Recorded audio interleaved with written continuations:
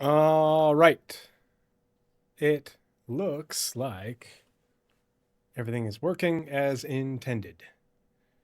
And it seems like I have gotten rid of the audio delay, or at least the vast majority of it. It looks like everything is in sync as far as I can tell. Maybe it's just a touch behind. Oh well, good enough. Oh, look at that. The background is still oh, hold on. Here, let's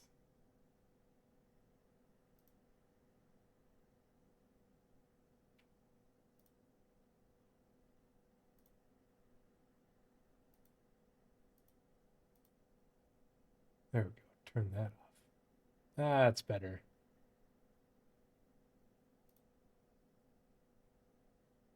All right. Cool. All right. Looks like everything is functioning as intended between the audio and the camera. Yay. All right. So, welcome to episode 98 of the Pathfinders podcast. I am Trio311, your host. And here on the Pathfinders podcast, we are charting the way through all the nebulous information surrounding Star Citizen Squadron 42 and their development. You have to bear with me. I'm still tweaking things in the dual PC stream setup, trying to make sure everything functions appropriately and the sounds right, looks right. Um, so I'm using it even when I do the podcast, even though I don't really need to use it when I'm doing the podcast. I can run it on the main PC, but it allows me to troubleshoot things while being able to look at it over here on the stream PC on my right. But yeah, so yeah, this evening we have a not only the March monthly report, but we also just got the most recent quarterly, they're quarterly now, newsletter for Squadron 42. So we'll start off with the Squadron 42 newsletter, take a look at what's inside that. Some pretty cool looking images and little details and things. It doesn't look like it's anything, nothing really new, other than a few little nice sort of reiteration confirmation things, but some good close-up images, high detailed images of some of the some of the gear that we'll see in Squadron 42. Um, so yeah, that'll be interesting to take a look at, and then we'll go over the March monthly report, which leading up to 4.8, which is assumedly May and for the Invictus launch week. 4.8 is going to be a huge, really important patch. 4.7, as a pretty important patch in its own right, with the inventory rework and the laying the foundation for crafting with tier 0, and a really great sandbox activity. Yeah, sandbox activity in Rockbreaker. Um, with the breaker stations, expanding the Nix system, bringing missions back. We're going to get even more missions. I think it's this week, if I remember correctly. This week is when they're rolling out the next mission pack 2 for Nix. So that'll be interesting to see. I am planning on streaming again on Wednesday evening, doing some gameplay. Going to try and get some more blueprints for keep grinding the CFP rep, and try and get some more of the ADP Mark IV Woodland set, which is what I'm going for with CFP and Pyro. But I'm having surgery on my bum shoulder over here on Thursday morning. So I will be having surgery Thursday morning, and I'll be in a sling for about 2 weeks, is what I'm anticipating. And then a pretty significant weight restriction for the next at least 2 months after that, before I return they sign me off and allow me to return to normal function another 2 to 3 months after I'm out of a sling. So my parents are arriving on Wednesday to help out for a couple weeks while I'm in a sling, and I'm laid up with that. So with my arm in a sling, I'm pretty sure they don't want me using it like at all. So I'm not going to be doing much in the way of Star Citizen play. I am going to work on some episodes for some segments for Star Citizen I've been putting off. do some Lego building, but then I'm also hoping to organize at least the one or two group mining nights with people, just so I can go out with some people in the community, and I will help you crew your mole. You fly it around, you find the stuff, you point me in the right direction. I'll sit there in the mole mining turret and help you crack rocks, and we'll look for some good resources for whatever you want to craft. Just to I'll be glad to be able to hang out with folks and help people progress on their crafting journey. Um, so yeah, that's what I'm hoping for over the next couple weeks.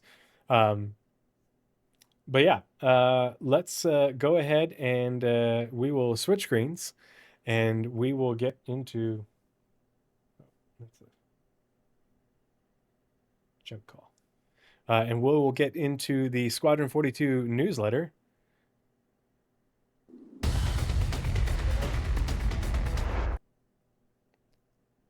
Alrighty, so I open it up in a browser window. Let's see, I can.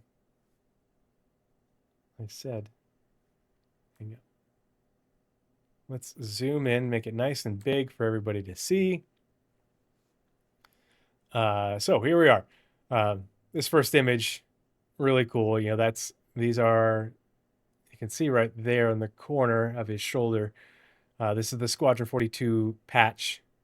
You can make it out right there. And they're standing in front of, is that a Saber or FA? Can't remember, but it's if you remember the Squadron 42 livery, their custom livery that you see in the Squadron 42 demo. You can see they're standing in front of that. So let's go ahead and read this. Suit up for service, equipped for victory. Wear the uniform and wield the weapons. Prepare yourself for a prodigious military career with the most cutting-edge armaments out there, tried and tested by every legend that came before you. Stack your inventory with the best of the best and become an overwhelming battlefield force in your own right. The Navy has your back, so you can have ours. So let's take a look at this first image. I went ahead and opened them all up, and they are high quality, like must be more than 4K, probably 8K images that you can zoom in on. And you can see it really lets you appreciate the attention to detail in their equipment, in the way they build. These are the flight suits, but everything that goes into them, and they've got all this, these little nicks and scratches and wear, all the little connections and stuff. It's really just incredible to see. They put a lot of time and effort into making this gear, and I wish they didn't like blend it out down here, but it looks really cool. I mean, they've even got like, just if you look in real close, you can see it says open right there. You can disconnect. What I think this probably is like a life support cartridge, and so you can, or because these suits are EVA rated, this could be EVA fuel. We're not quite sure what it is, but I because you can see this hose coming around down and back and around up here. You can see it come down here. It connects into the armor. And so we don't know what that is. Maybe this is a combination of things. Maybe this whole cartridge has, compressed air and EVA fuel. These are probably EVA thrusters right here on the chest. And maybe it's also got a battery in there, and they've got multiple, hoses and cables running into here. Whatever it is, it looks really cool. And the attention to detail is pretty incredible.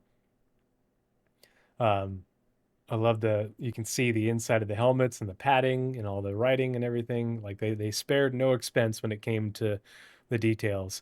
Got some mag pouches here, for either the S38 and or the cartridges for your multi-tool.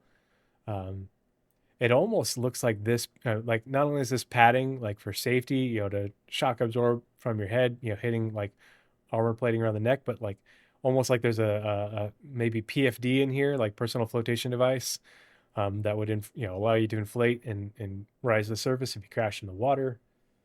But just really, really incredible, really incredible level of detail that they put into the flight suits, and just all the gear in general. But they went over the top with the flight suits in Squadron 42. The other thing that I thought was interesting is you can see it back here. When do we get this cart? Hey, Mike Lansing 07, good to see you in chat. When do we get this cart back here for pushing around munitions? Because you can see it looks like there's some sort of missile torpedo on here, um, pushed over to the aircraft for loading it on. But yeah, pretty incredible detail, and I really love the design. I love the style choices that they made. Um, the color pattern and everything. Living out my dream of carting around missiles. Yeah, somebody's got to do it. Yeah. So let's go back to this and we'll start scrolling down. So this is where you get, we're going to have some labels for the suit, and we can open up this image in a second here too. So advanced armor, even though it's a flight suit. The UEN's greatest asset is you. That's why your protection is our first priority. To minimize injury, each one of our combat pilots is outfitted with battle-refined military kit to keep them safe while they hold the line. Omni CFS Diamond Flight Suit. Specialized armor for hostile environments, which obviously is this. The Regulation Neck Sock right here. So, that's the part that allows your armor to seal with your helmet. So that way it's all rated for vacuum. AVS-E helmet, carbon fiber helmet, carbon fiber flight helmet for superb impact protection. And I'm sure, because it's a flight helmet, it has all the heads-up display stuff, everything a pilot will need for flying. So let's go ahead and open that image, and we can zoom in even more. Not too much more. It's interesting that there's like a little readout here in the wrist. I wonder if that will have some form of functionality, how that works. You can see there's like a something stitched underneath, so it probably is meant to look like it has functionality. We don't know what that is, or if it's like that's just kind of like the still suit thing, piping that runs through it for thermals. Could also be what they used for helping with circulation, to help you withstand G forces. That could be built into it. Interesting that they've got these like oh gosh, I'm brain farting what these are that go with the boots, but to have for better moisture protection, if you're going through water. But it's a really neat design. We're going to get down to the med pen down at the bottom, but it's interesting in these pictures that they have the med pen that we have in game and not the one that they show you further down as we scroll and take a look at all this. But a really cool looking piece of kit. I'd be interested to see, like, is blue the default? Maybe will we interact with other squadrons, other units, in the campaign? Maybe not in episode 1, episode 2, episode 3, and will they have different color schemes for their gear? I'd love to see this in different patterns. This is UEN. What do the UE Marines? This is Navy. What did the Marine pilots wear? Do they have the same thing? Is theirs different? How does that break down?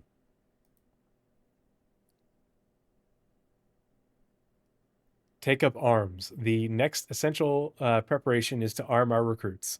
The selection of standard issue UEEN weapons has been streamlined throughout years of hazardous engagements to give each recruit a comprehensive arsenal for varying combat scenarios.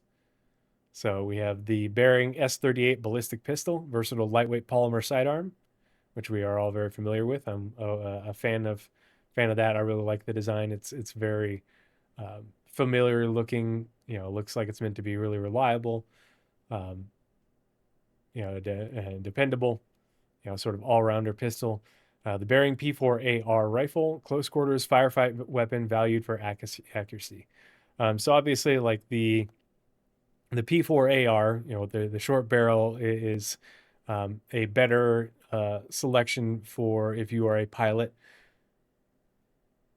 Yeah, Marpat. Yep. Yeah, give me this some Marpat a Marpat flight suit, or some good old tricolor uh, woodland or desert. Um, I do like they redid the P4 a couple years back and updated it, and I appreciate the new look. Like kept a lot of the same lines and everything, but they upgraded. They changed the handle, the grip, and the buttstock, and made it look more bearing. Not a fan of the open trigger. Yeah, I can see that, especially because right down here we have a closed trigger. Like that does seem like a design flaw to me. I agree. ATAX, yeah. um, but yeah, that seems like it would be the obvious selection for standard issue weapon to put in your aircraft, your fighter for the your personal weapons, personal gear, little locker thing. The Bearing FS9 light machine gun with full auto mode for sustained covering fire. So this is basically you know, the Squadron 42 UEN, UE military equivalent of like a SAW light machine gun. Fairly short barrel, fairly compact. But has a drum magazine, full auto. So you could, potentially pick this to bring with you instead of that. If that's your choice. And then the Ultiflex FSK-8 combat knife, a simple and effective carbon steel blade, 16 centimeters. And so we're already familiar with this. All these are already in game, but it'll be interesting to see, how do the ones that we have compared to the actual military version? Is there any difference? Will they behave any differently in Squadron 42? Um, but I'm a big fan of the bearing aesthetic. I like the design, uh, the aesthetic, the design cues that they took, the way they look, durable and functional. Not like Space AK functional, but Space HK functional. So we can zoom in a little bit.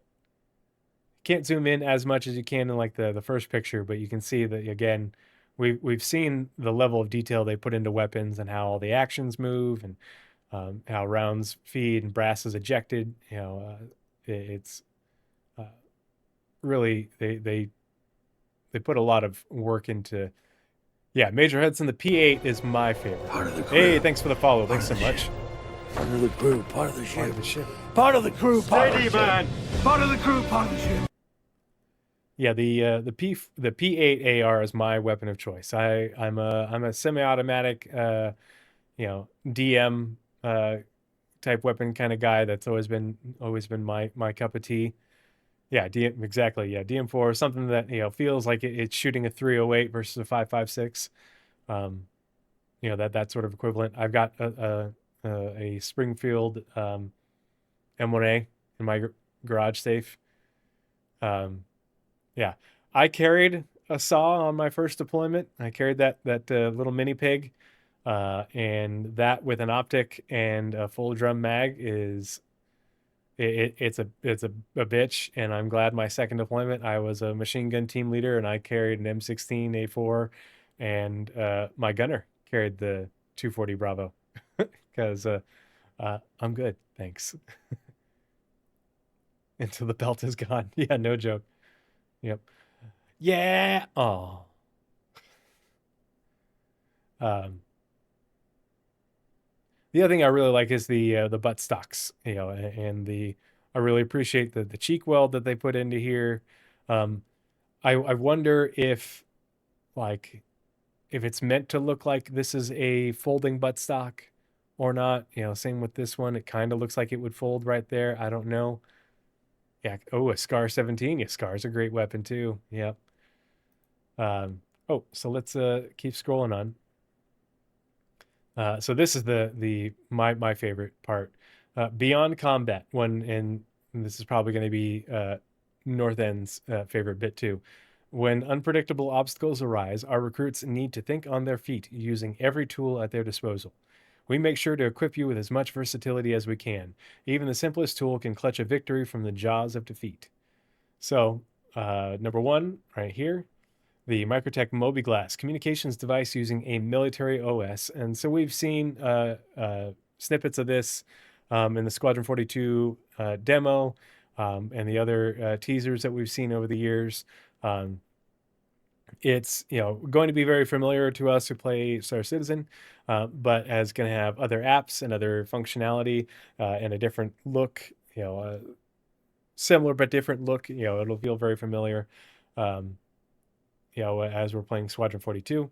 But this is the military Mobiglass. It'll be interesting to see if there's what additional functionality is built into it that we don't get in the PU that allows it to interface, as being a part of the military. The Gray Cat multi-tool, which of course we are familiar with. I love how the multi-tool folds up like that. How it isn't always out in a pistol configuration. You open it up and you flip it out and you're ready to go. But so it stores, more compact. An exclusive UEEN device, and that's what's got people confused. It's like, wait, how's that exclusive? This is the UEEN exclusive one. The military version is different than the one that we have in game. An ultra portable power tool for a wide range of tasks, and so you'll see why here in a second. The integrated battery, so a consumable cartridge. So in Squadron 42, they've got additional functionality that hasn't been brought into Star Citizen yet. So batteries, charge and drain, weapon overheat, all those sorts of things are in Squadron that, they are coming over to Star Citizen. How soon, we don't know. But we have infinite battery power for our multi-tools and our two-handed tools right now. That's not going to be the case. You're going to have limited battery power. So you have to choose wisely. F carrying that. Yeah. You have to choose wisely how much you use your multi-tool and for what, because you will consume up the battery power in this. And when you run out of battery, your tool is going to be empty. And you'll have to, like if people are speed running through a level and not checking for loot and everything like that, not checking bodies, you'll miss dropped batteries that might be the key to keeping you going, so that way you can continue to use your multi-tool. Because if there's going to be lots of puzzle and platforming type stuff, EVA and what have you, and maybe you need to conserve EVA fuel, and so use the battery and the tractor beam on your multi-tool, and vice versa. But then you're using up battery life using your tractor beam instead of using 0G push pull, where you might need that battery life for cutting open things later on.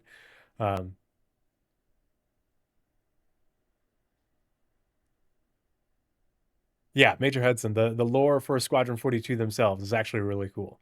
I agree with you. I really like the lore. I think it's when you look at the history of Squadron 42 and you see how far they've come, but they've come a long way, but they've like maintained the sort of heart of like their identity, I guess you'd say. Being like scrappy and unconventional. You know, uh, that's sort of like how they continue to do things. Um, I haven't played the latest Ace Combat, so I wouldn't know. You guys will have to tell me in chat how that reads compared to Ace Combat. Because I haven't played an Ace Combat game in years.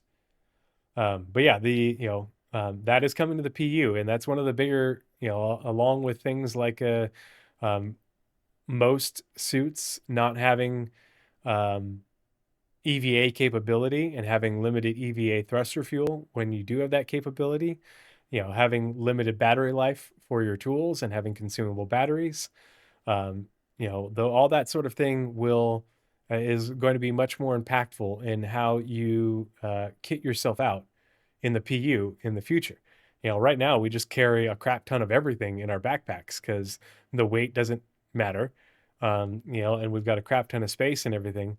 But when your choices are much more impactful in both the gear that you wear and the stuff, what you bring with you in the limited pouches and slots, and whether you wear a backpack or not, that's going to make the choices that you make a lot more impactful. It's not going to be everybody runs around with heavy armor and a heavy backpack and has 100 mags, and plenty of ammo and all the med pens and grenades they would ever need. It's not going to be like that. And so when Squadron 42 comes out and people play Squadron and they get a taste of what the PU is going to play like, as we get closer and closer to 1. More and more as we get closer and closer to 1.0, I think it's going to open up a lot of people's eyes for what CIG is working towards that people have been ignoring thus far. And I'm totally here for it. I love impactful gear choice. And the other thing I wanted to bring up is think about how this impacts this plays into crafting. We just got crafting tier 0, and we've got a limited set of armor and weapons. We don't have crafting of tools yet. We don't have crafting of consumables.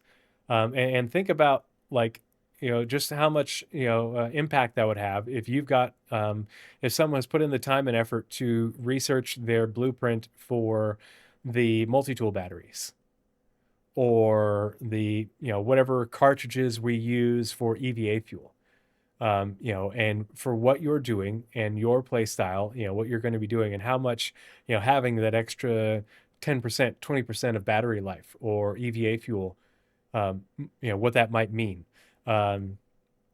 The your med pen, or other pens or other drugs, hey, this treats this symptom for this much longer with less impact on your blood drug level, and what that will mean for how much longer people can stay in the fight before they have to pull back, and let their blood drug level wear down and get healed, heal injuries and everything. You know, Crafting, I'm gonna make Northern Trooper have a stroke or a seizure here, but crafting your a OmniLink hacking device. If Hey, Major Hudson, thank you so much for the Prime sub. Really, really appreciate it. Thanks so much for the support. I know you're new here, and so I'll go on off tangent really quick, just so you guys are aware. We're gonna put exclamation point charity in chat and exclamation point stack up. Whoop. Spelled stack up in chat. So I'm always raising money for Stack Up. I keep no monetization for myself. So any and all ad revenue, any and all subscriber money goes directly to stackup.org when I get my payouts. If you want to make a donation directly to Stack Up, you can click the link to the Tiltify for my Stack Up, my fundraising campaign. I actually need to make a payment to them. But Stack Up is a charity organization that benefits veterans and members of the military by connecting them with gaming and gaming communities like this one, in order to combat the effects of PTSD and being deployed, or stationed far from friends, family, support groups, and such. I'm a Army flight paramedic in the National Guard. I'm a prior active duty infantry Marine, and here we are, experiencing gaming community. I whenever I stream, I always try to link up with other people in the community and play together. I try not to play solo, because I always joke that this is my therapy. Hanging out with you guys, this is how I decompress. This is how I deal with stress. This is what keeps me, emotionally and psychologically well regulated. I appreciate you guys. I appreciate you guys being a part of the community. I love hanging out and playing with you guys and talking about SC and other games. So that's what that's all about. All right, let's continue on. So again, thank you so much for the support, Major Hudson, right? Yeah, Major Hudson. But yeah, think about, we're just touching the very tip of the iceberg with crafting. And when you think about all the benefits that crafting, and the research that goes, yeah, I agree with you 110%. Some of the best people in the internet can be found in the Star Citizen community.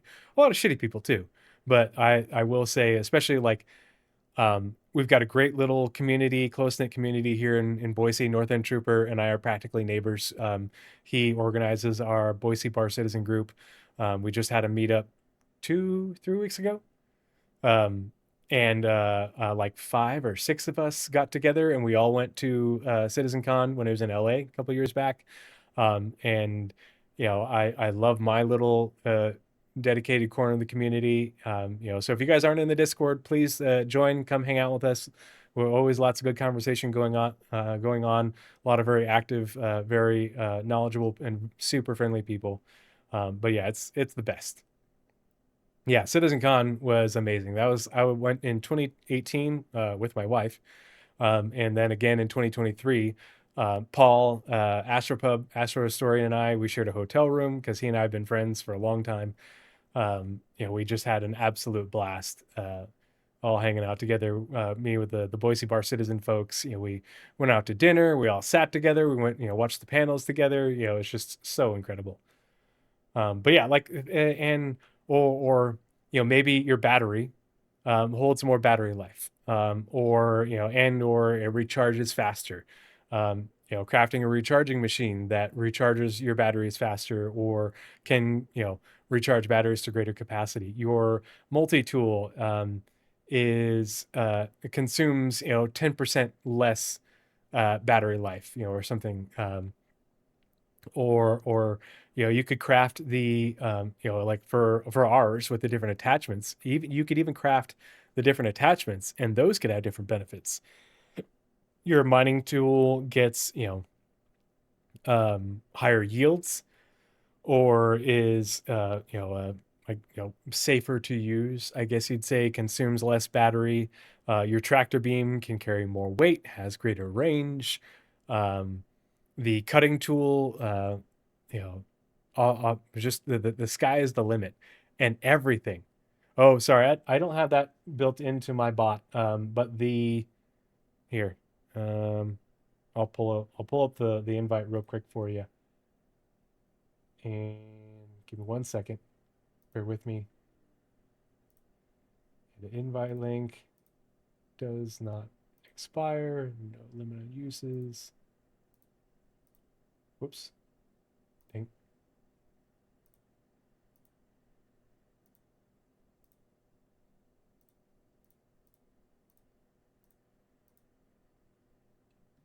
Generate new link.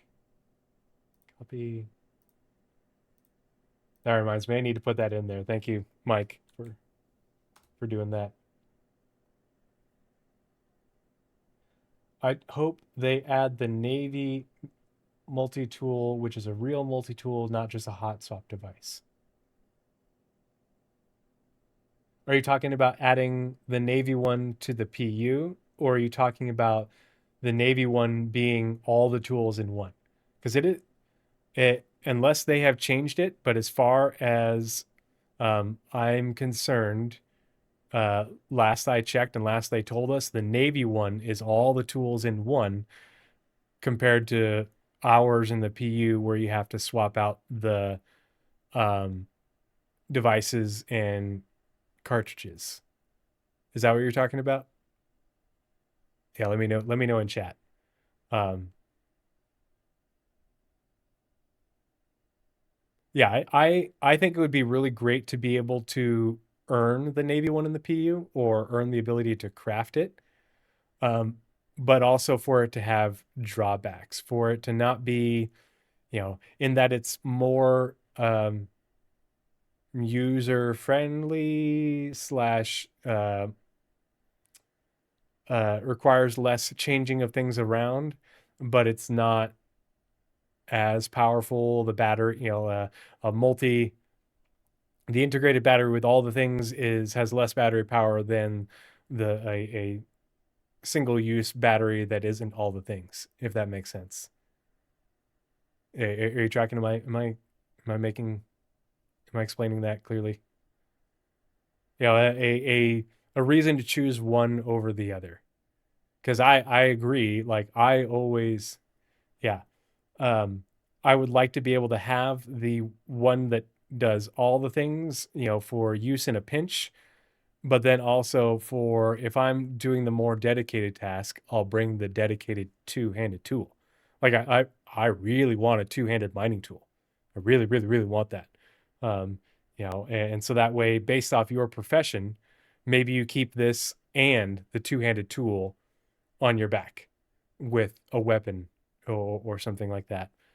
So that way you have the versatile thing that can get you through, some puzzle gameplay, environmental stuff in a pinch, but you have your dedicated tool for, well, this is my multi one, but I'm keeping the tractor beam tool because I am primarily a cargo person and I like to eat big bucks, that sort of thing.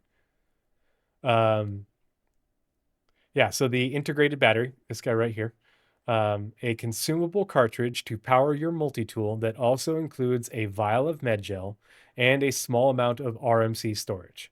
So you can do a little bit of repair.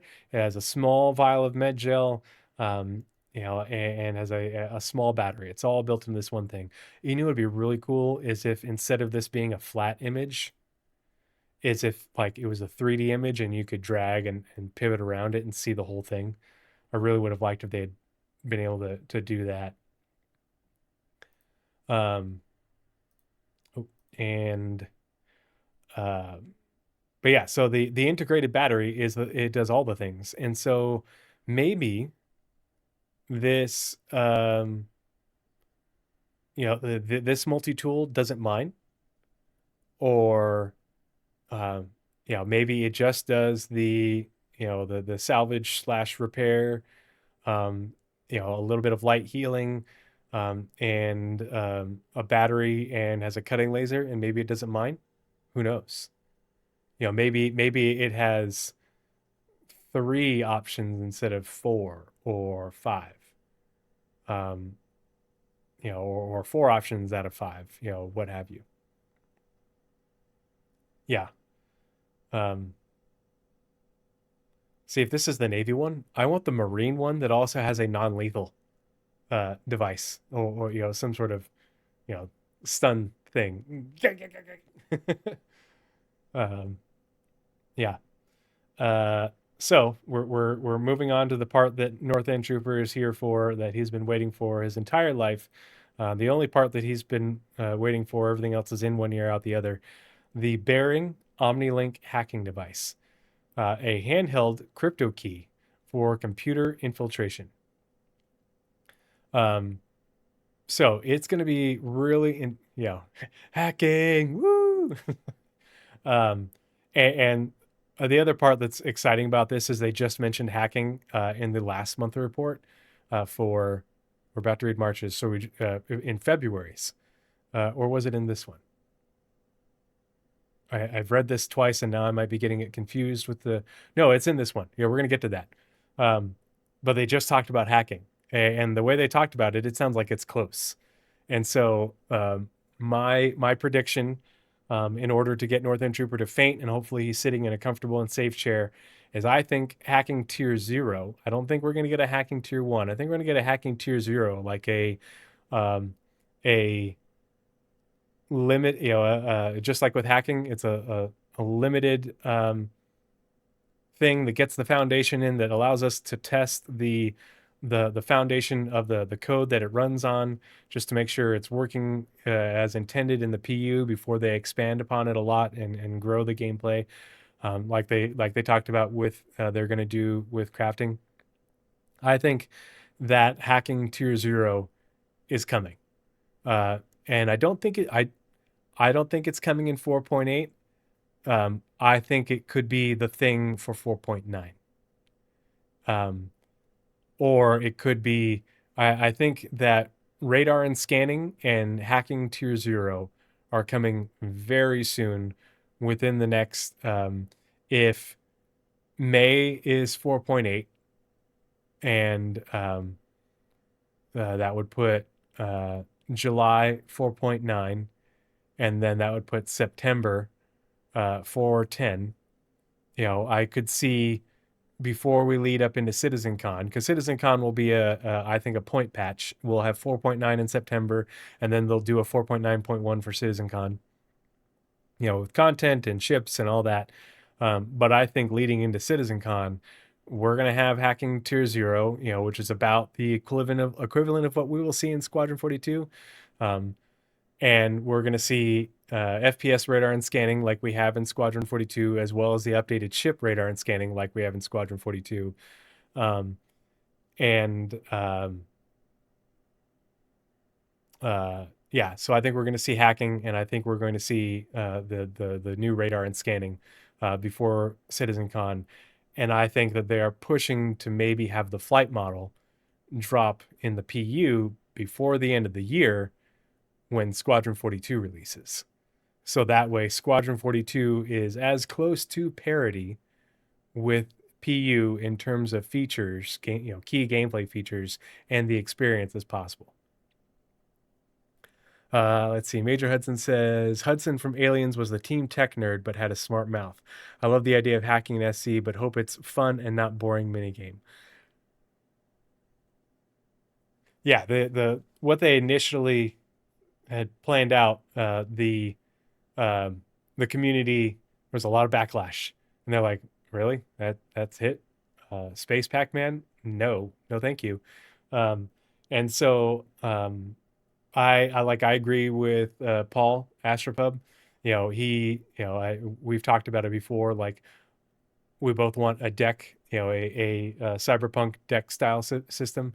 Um, whether you've played cyberpunk in terms of TTRPG or in terms of the CRPG games, or 2077, you'd be familiar with how that works, and being able to load different decks. Um, and so that's what I'm hoping for. Um, but we shall see, because we don't know. It has been, yeah, like Northern Trooper says, it's been super, super hush hush since then. It has been the most behind the curtains thing in development, that in terms of gameplay features, I think. Because we saw a little bit of FPS radar and scanning at CitizenCon 2023. Yeah, when we were all there. Um, and we got a talking to about how the updated ship radar and scanning will look in, that was 24 when the cutter released, if I remember correctly. Or was that 23 as well? But how they're going to run on the same system. But we haven't gotten crap since then, except for they've talked about it a lot in the monthly reports. And they've talked about it a little bit here and there, just little tiny snippets in the monthly reports, up until this most recent statement, which says that, the way it reads, it sounds like it's almost ready to go. Like it's going to go into tech preview in the next couple months. And it's like, wait, what? Where the fuck was this? And it's because they've been developing it behind the Iron Curtain of Squadron, but much more behind the Iron Curtain of Squadron than anything else that's in Squadron that's coming to the PU, which is just kind of weird. And it's kind of off-putting to me, because I know there's a lot of people really into Squadron, or sorry, really into hacking. Northern Trooper has a every time a monthly report comes out, if the word hacking is in there, like either I will ping him or he will ping me, or he will let me know, no mention of hacking again. Sigh, sadness until next month. Like, but if it's a little bit of hacking, it's all caps. Like, yeah. And there's a lot of people like that, and rightfully so. I'm not interested in hacking in that, like, I'm super into however it plays. I'm interested in hacking in that I like lots of ways to traverse the environment and to do to overcome obstacles.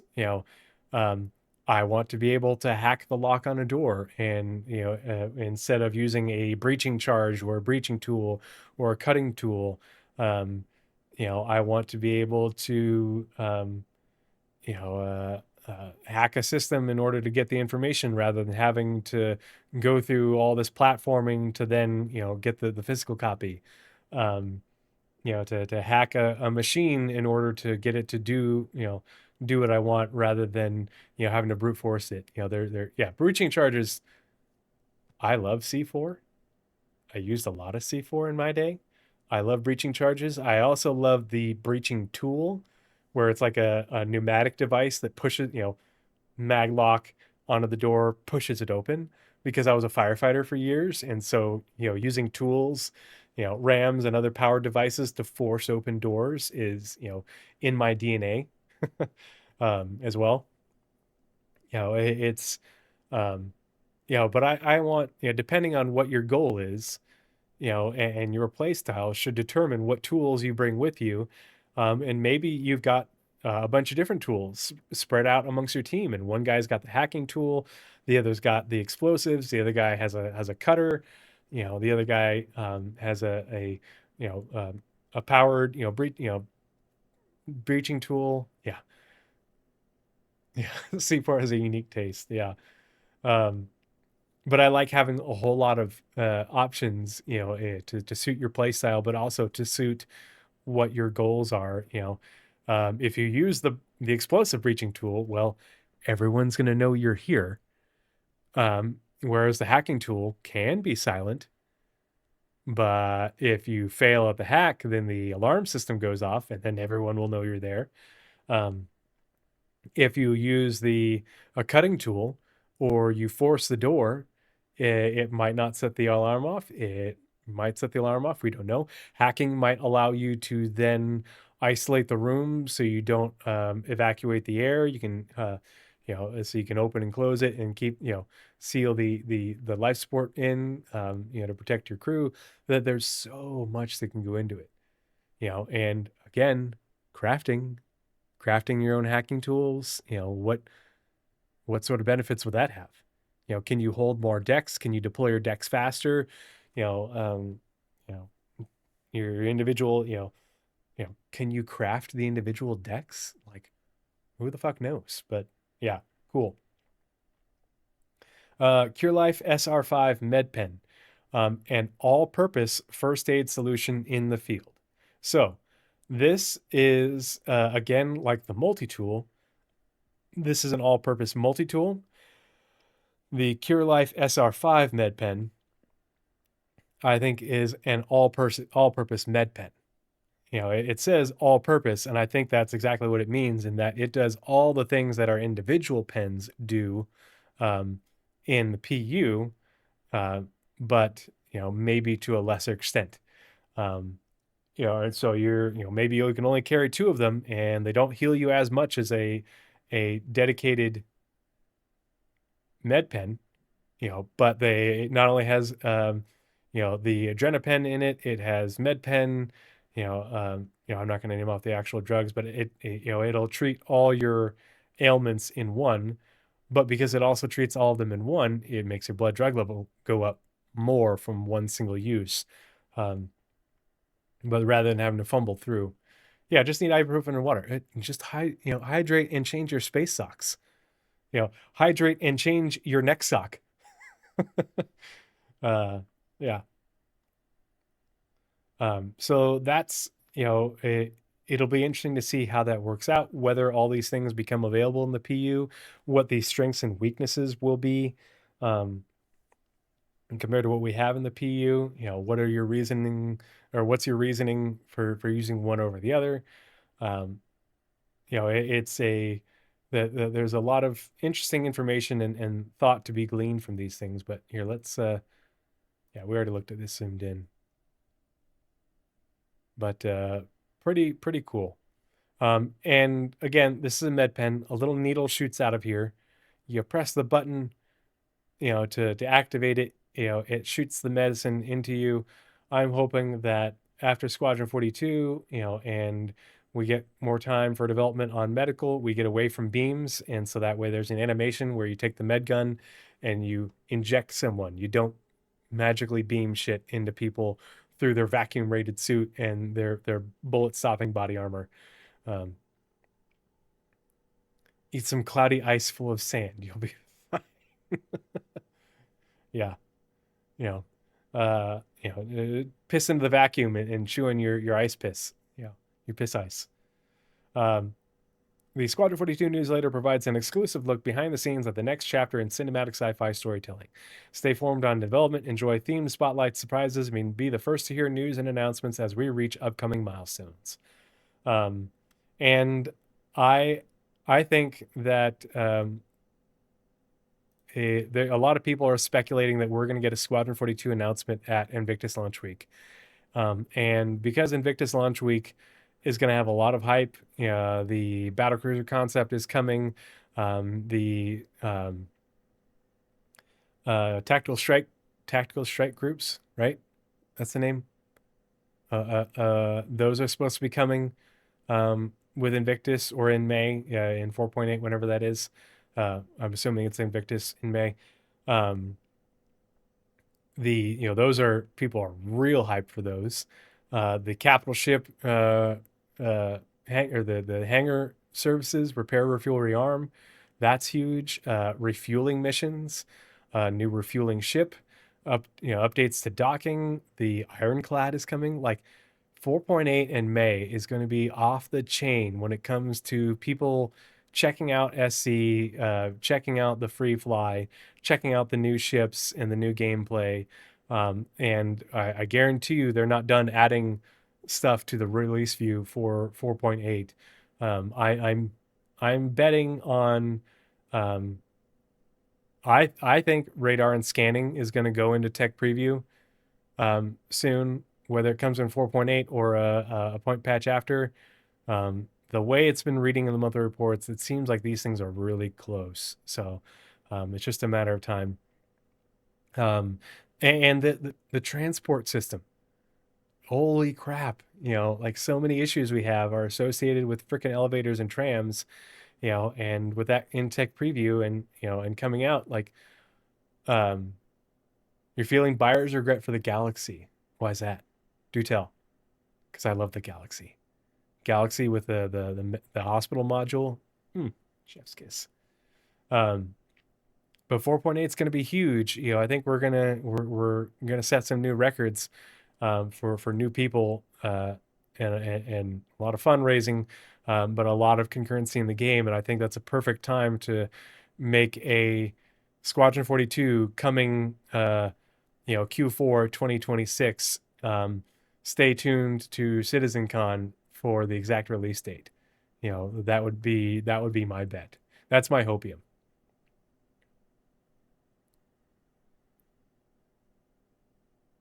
Yep. Yeah, the Galaxy is going to be able to build. When it first releases, no.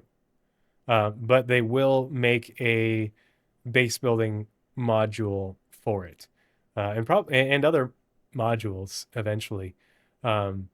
But I think when it releases, I think, because they are targeting IAE for it, I think when it releases, I think we're just going to have the medical module and the cargo module. I would be very surprised. I mean, I would be very enthused if the refining made it in by then. But I think that's a lot to ask for between now and then. Yeah, and yeah, if you're playing solo, what for? But for me, the majority of my gameplay is playing in at least almost every time I get a group together, and I advertise it a couple days in advance in my Discord, so people can plan ahead. And there's usually 4 to 8 of us. I can put out a notice, an event in advance, and usually get 4 to 8 people, enough to crew, a couple of ships, or fully crew a large ship, and then a couple escorts, if we're doing ship stuff. Well, Mike Lansing, you got to come hang out in the Discord. I try to get people together as often as I can, and even if I can't join you, you can always, I feel free to hit people up and see if anybody's playing. My Discord has all the perks and stuff because I want you guys to be able to use it for the experience as well. So feel free to stop on by and join us sometime. Would love to have you. But yeah. Real quick, I'm gonna go ahead and pull up the monthly report. And but I'm gonna go. I left my drink out in the kitchen, and so I'm gonna go refill it and be right back. Okay, so stick with me.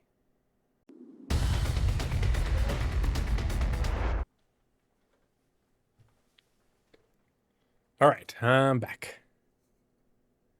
It's 4 a.m. Oh my gosh, Major Hudson, where do you live? Good grief.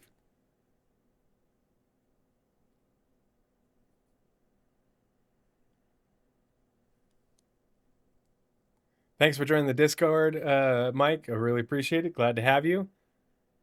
Looking forward to seeing you, Major Hudson. Um, 4 a.m. for you. And let's see, Mike, you're 2200. So are you Central? You're English, but you live in Portugal. Oh, cool. I have never, I, I've only had layovers in Europe on the way back from the old Iraq and Afghanistan. But my dad's younger brother, my uncle, has spent a lot of time in Portugal and Spain and really loved it. Um, yeah, what was I saying?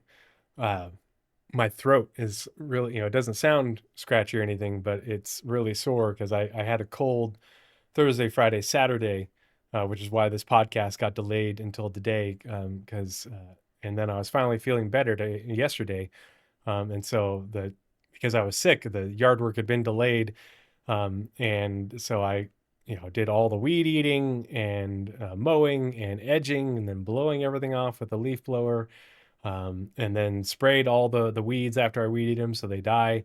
And so inhaling all that plus everything's blooming here in Boise. So all of that getting into my recently sick throat, and a whole bunch of sinus drainage. I got to keep drinking my cocktail to help medicate my throat so we can keep talking.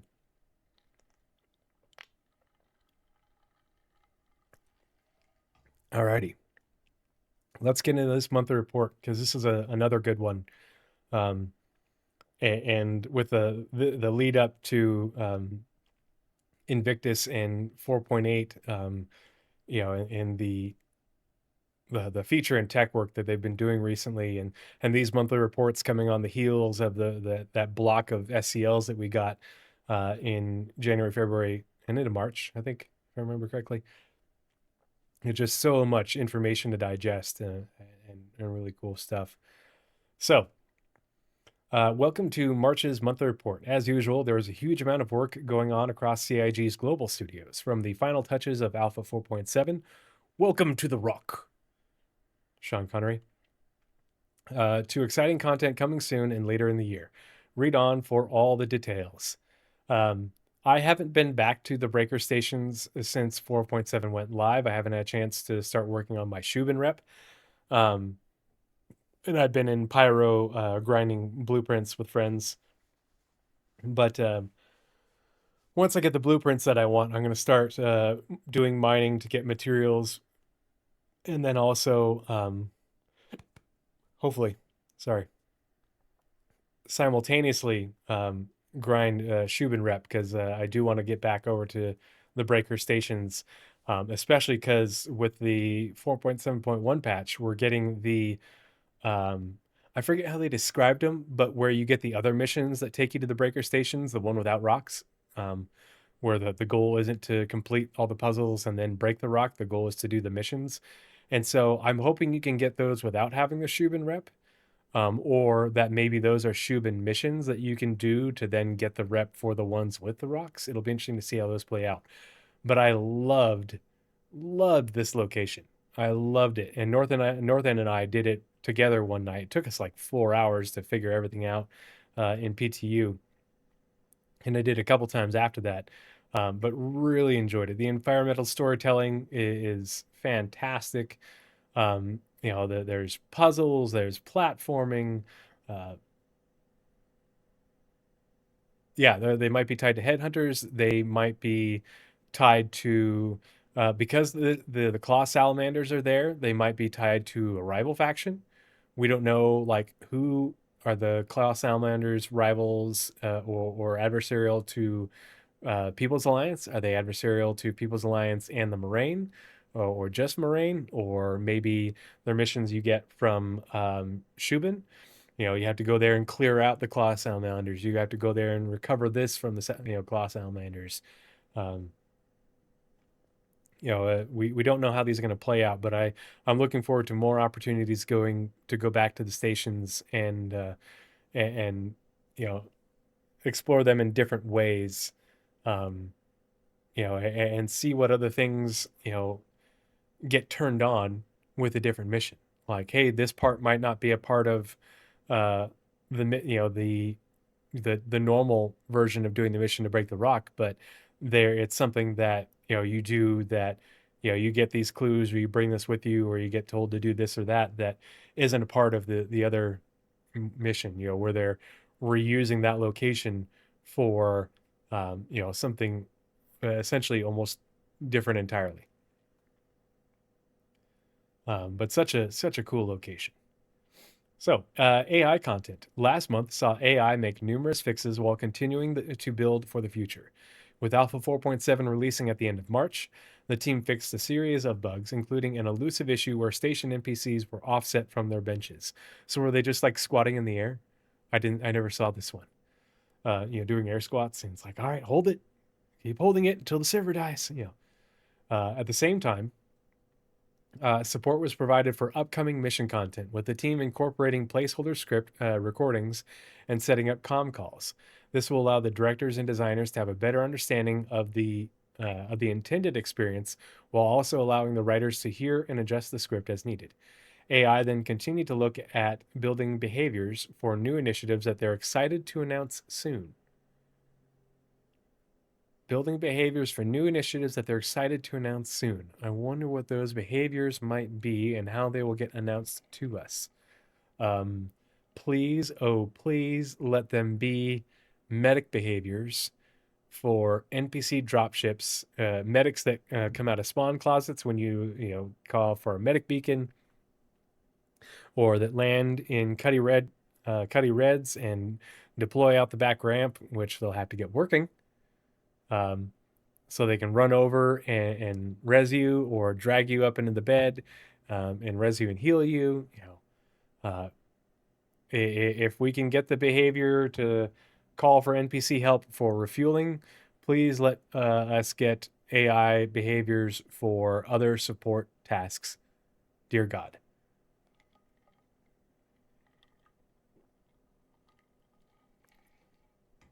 All right.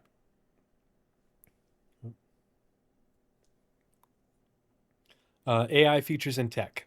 For Alpha 4.7, AI features and tech solved issues caused by inclusions after breaching and looked into various bugs. Inclusions after breaching. I don't know what that means. I wonder if that has to do with, like, you breached the wall because you mined the rocks to get it out of the way. I don't know. In particular, civilians getting stuck in the cower position. They also restored the intended de-escalation when combat NPCs exit combat. So they get out of their combat stance, because some NPCs would cower, the security NPCs would get in the combat stance, but then they wouldn't return to normal. Just like the NPCs wouldn't stop cowering, they're supposed to de-escalate. Various crash fixes were implemented, while updates were made to navigation link generation to connect them closer to individual navigation mesh edges. So that way, when the navigation meshes come together, with a navigation link at say some stairs or a ladder or a door, door to an elevator, door to an interior, it can include a ramp on a ship. They need to make it so that way these navigation links are generated, so that way they get close enough to the navigation meshes, so that way the NPC is able to make that transition.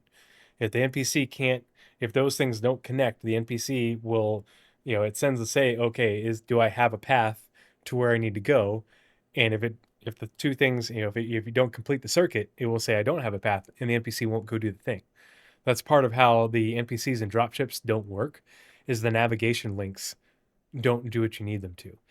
It's part of how NPCs are still uh, struggling with getting out of um, the POI and into the environment is because the navigation links out of like the flattened terrain zone areas, or transitioning from stairs down onto the navigation mesh, and vice versa, they don't always connect appropriately.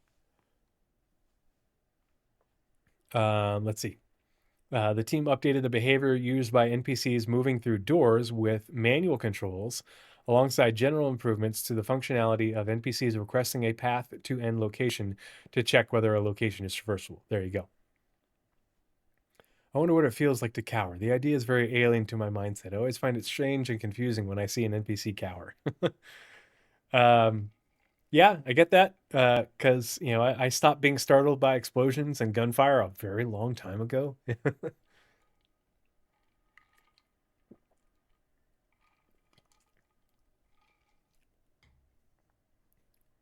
There you go.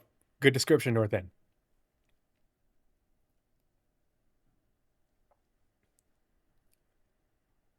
Blackhawks ruin roller coasters for me. Yeah, well, and that's the weird thing. I fly in the back of Blackhawks when I'm not injured all the time. Fly in civilian helicopters and civilian small medical aircraft all the time. Don't get dizzy. Don't get nauseous.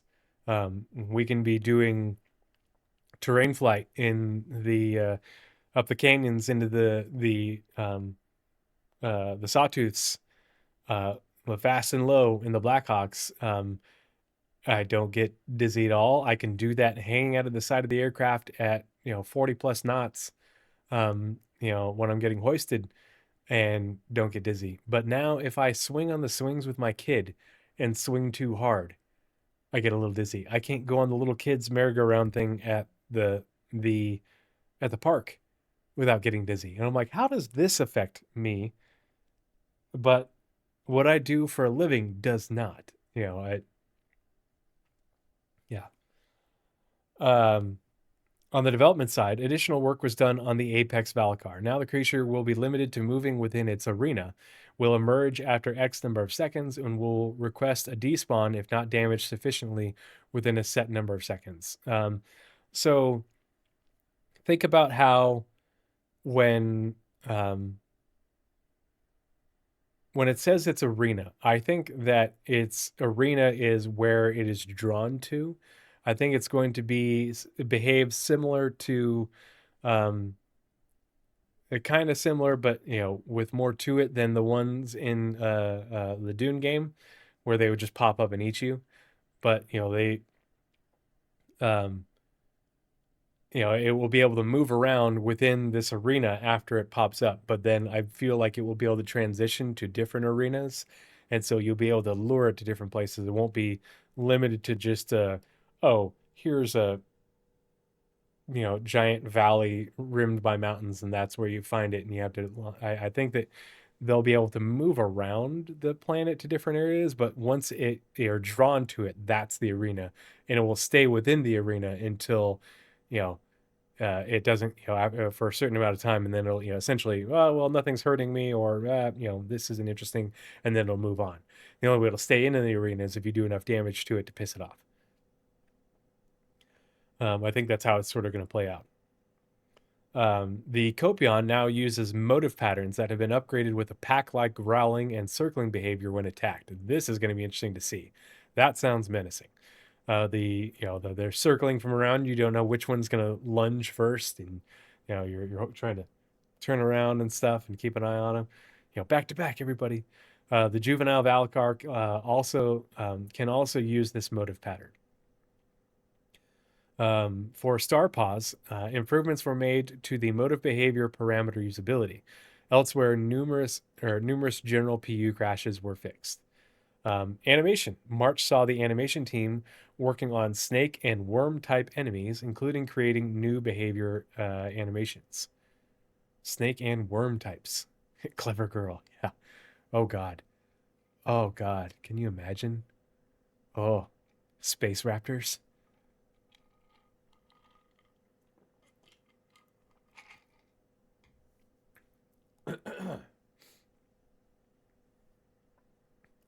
The facial animation team began processing the content from February's performance capture shoot. This includes content for Alpha 4.8's new mission, where players will meet two new characters. Ooh, new characters, as well as as well as a news broadcast for Levski. That's not a door; it's an airlock. Yeah. Let's see. Character art. The character art team progressed with projects for Alpha 4.8 alongside in-game assets. They also continued to work on new gang outfits and support Starware. So right now they are working through um, the library of gear in order to update everything to be compatible with Starware. It sounds like they have done a lot of the tech and feature work for Starware, and now it seems like they don't want to launch Starware without the entire library being up to speed. So they've got a lot of essentially tech debt. Oh, bot, Northern Trooper, attack! Get him! There you go. That a boy. That's my boy. That's why I knighted you. Promoted. um, Projects for Alpha 4.8. Interesting. You were in a dogfight in War Thunder. Oh man, War Thunder, that takes me back. I played so much War Thunder back in the day before we had the PU. And even like after we got the PU and it wasn't a whole lot, like I played a lot of War Thunder back then. There's just something so satisfying about bombing in War Thunder with World War II planes, whether you're dive bombing or high altitude bomber bombing, or doing strafing runs on ships and vehicles and other things. God, yeah, that was just really satisfying. Let's see. Art ships in the UK. The ships team progressed with the Gattac Raylan, preparing it for its gray box review gate at the end of March. As part of this, the team brought up some areas of the ship to later pipeline standards to help set the tone for larger Gattac style spaces. So this is Raylan right here. So you're getting a little bit of a sneak peek at the later pipeline standards to sort of get an idea of materials and coloring and such. Um, yeah, exactly, Major Hudson. Yep. Um, the Raylan's going to be a really cool ship. The alien ships are not for me, but I see why people like them. Why people who are into those alien designs are into them, and I think CIG does a pretty awesome job creating alien design styles and aesthetics and looking materials and such. And um, so I'm excited for Alien Week for people to get their Raylans and see that next alien ship come in. The Great Cat UTV wrapped up testing and is awaiting its release into the PU. Coming soon. I think it's coming in this point patch or maybe in the next one. I don't know if they're going to separate it from the release of the whole B this week or not. But I love the little UTV. I'm looking forward to driving it. Looking forward to driving even more when the ground vehicle physics gets a bit updated, and even more so when we get um, Planetech V5 Genesis planets with the more natural rock scattering and obstacles. We're hoping players will have as much fun with this little vehicle as we did making it, ship's team. The Miss Cole B had its combined Lot Zero and final gate review. This is due to some teams coming onto aspects late, which would cause the earlier gate to technically not be passed. However, all other teams' work was done for the later stage. The Drake Ironclad Assault, and Command module all progressed through their Lot Zero phases, with the team starting a full lighting and detail pass across all three to unify the visuals. Alongside this, the team returned to the Caterpillar to set it up for the Command module. I think the Command module is really cool. I think what people are sleeping on in terms of the Command module is not only does the Command module and the updates to refueling, those are part of the rework and updates to ship docking.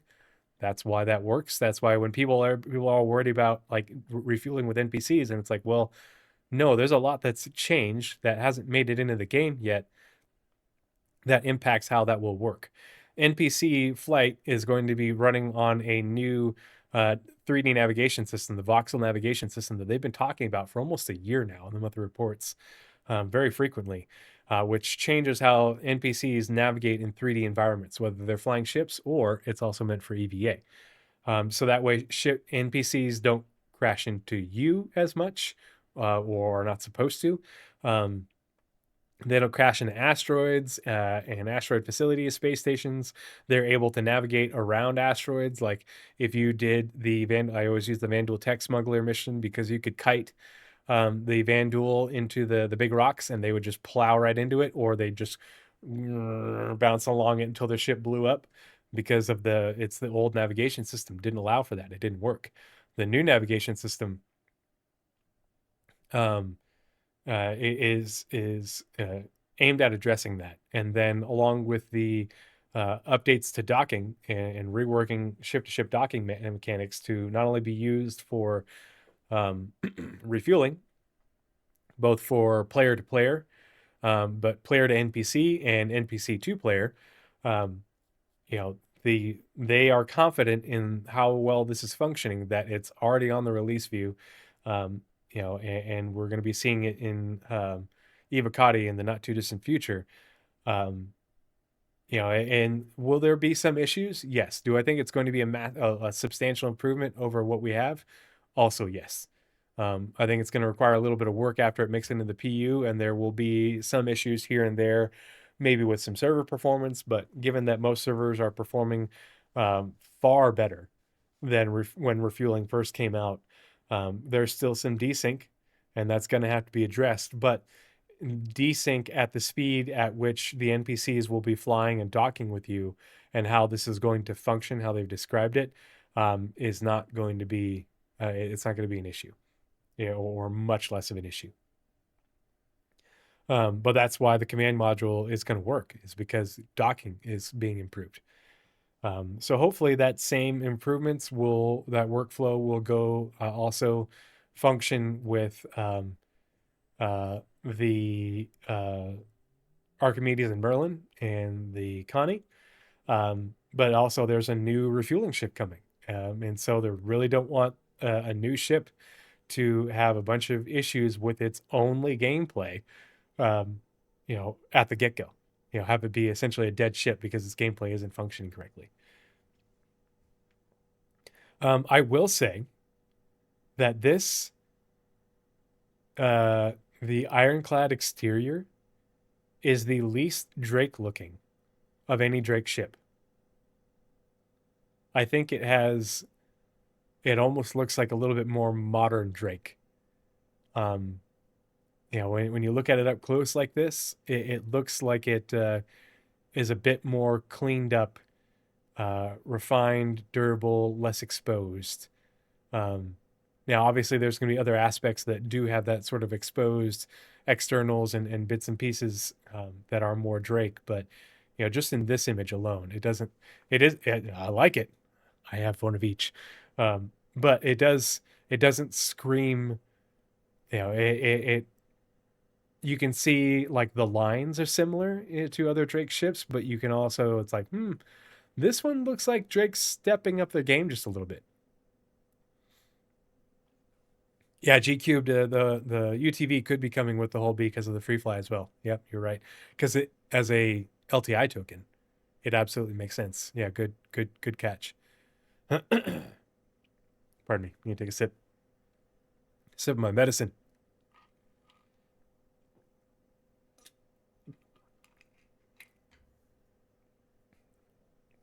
Okay.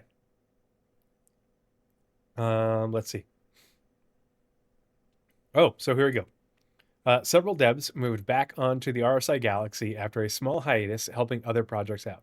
Like other ships in pre-production, they went over the original layout and made adjustments, both for flow and to make use of the ever-growing asset library, all while keeping true to the role and intent of the ship. This involved adjusting the front half of the lower deck to be less isolated and prevent it from leading to a dead end.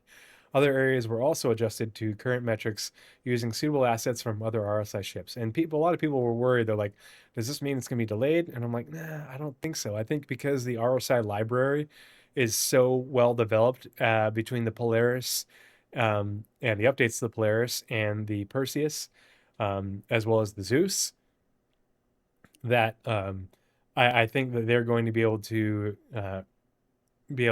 basically set some records on this. Um, yeah, but we shall see. They might end up delaying it, but it was just very recently. Hey, Slightly Scorpio 07, good to see you. Thanks for coming and saying hi. Um, I do think that they'll be able to get it out in time, and I think it's going to be an impressive feat for them to do so. But I also think that the modules that it comes with at first release are going to be limited. I think we're going to get the medical module, and I think we're going to, which is still not going to be all that useful. Like, why have a hospital galaxy when you could bring um, a Apollo, or even then, uh, knock knock, who's there? Is it a knock knock joke? Is that why we're doing this? Hull who?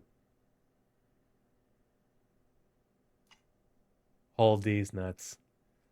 But got him. Oh gosh.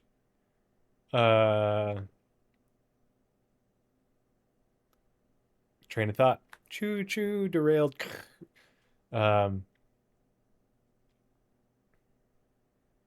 5 unannounced vehicles. Oh yeah, the Galaxy. I don't think we're to see the refining module. I would be impressed by CIG if we got refining into the game before the end of the year. Um, but at the same time, I think refining is coming before base building. Um, and I'm very confident we're not going to see base building this year. Um,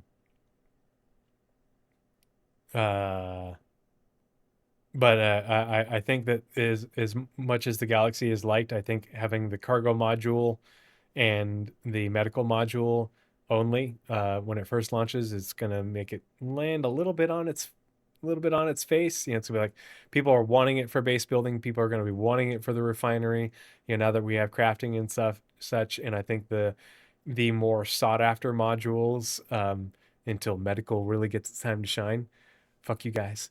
um I think those are going to leave people a little bit disappointed at its initial launch. That's just my prediction. As much as I love it, much as I think it's a cool ship, I don't think it's going to be all there. 5 unannounced vehicles also progressed through March. The first successfully passed both its white box and gray box reviews, and is on track for its Lot Zero review shortly. So this could be an Invictus Launch Week ship. The team has made great progress on this ship as it has shown, as it has grown from an initially simple idea into something much more complex. The second approached its Lot Zero review, which that could be a ship coming in. Uh, this one could be a 4.7.2. This could be a 4.7.2. They could both be ILW ships. We just know that being at Lot Zero, or coming up on it very closely, that they are nearly finished and they should be releasing soon. With the devs moving through the interior, while other teams, such as UI, started work on the required updates. Pardon me. The third passed its gray box gate review and is approaching its Lot Zero review at the start of April. Like, holy crap, there's 3 ships that are basically like right at Lot Zero that could all be releasing, in the next 2 months or so, 2 to 3 months. I bet you there's an alien ship in here. There's probably a military ship. There's probably an industrial ship. Um, you know, that's 3 unannounced ships that are nearing completion, like right there. The team made some minor adjustments to the cockpit to give the player a better view, alongside more refined inputs on the control stick. Um, oh man. As mentioned in last month's report, the fourth ship had its gray box gate review gray box gate review following review and feedback implementation. Although this delayed the progress slightly, it will result in a much stronger result. The UK team's final announced ship progressed towards its white box review. This is turning out to be quite complex in terms of animations and states, but the end result will be worth it. So those are a bit more nebulous into how far out they are. Um, most likely CitizenCon and IAE ships, um, depending on size and scope and priority. In North America, the team continued with the Drake Kraken. These are Drake Kraken feet. Look at those. Look at those sexy Drake Kraken feet. Yeah. Those great, big, thick, hefty feet. We were joking, making feet jokes, feet fetish jokes while looking at the feet of the Kraken. We were talking about that during my stream last Friday or Thursday when we played. But look at the mule and these people for scale next to these feet. Like, holy shit. Judgment.png.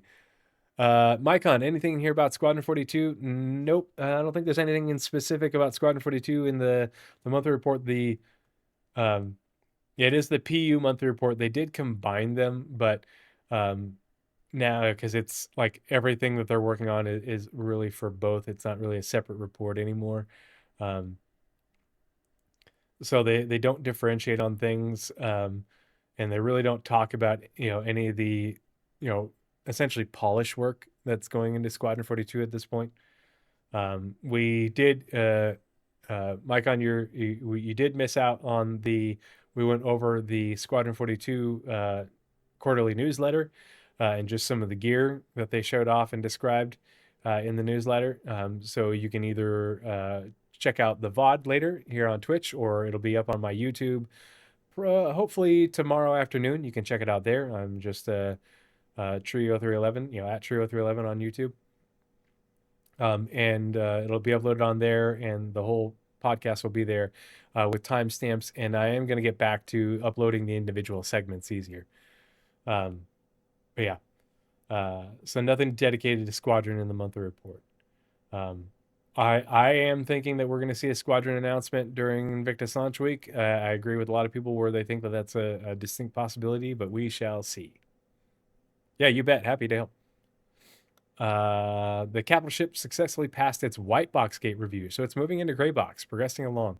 To get through white box gate, the white box is pretty substantial for the Kraken, considering how much work is going to go into it. But with the kit from Drake getting expanded with the work on the Ironclad, I think that's going to help it a lot.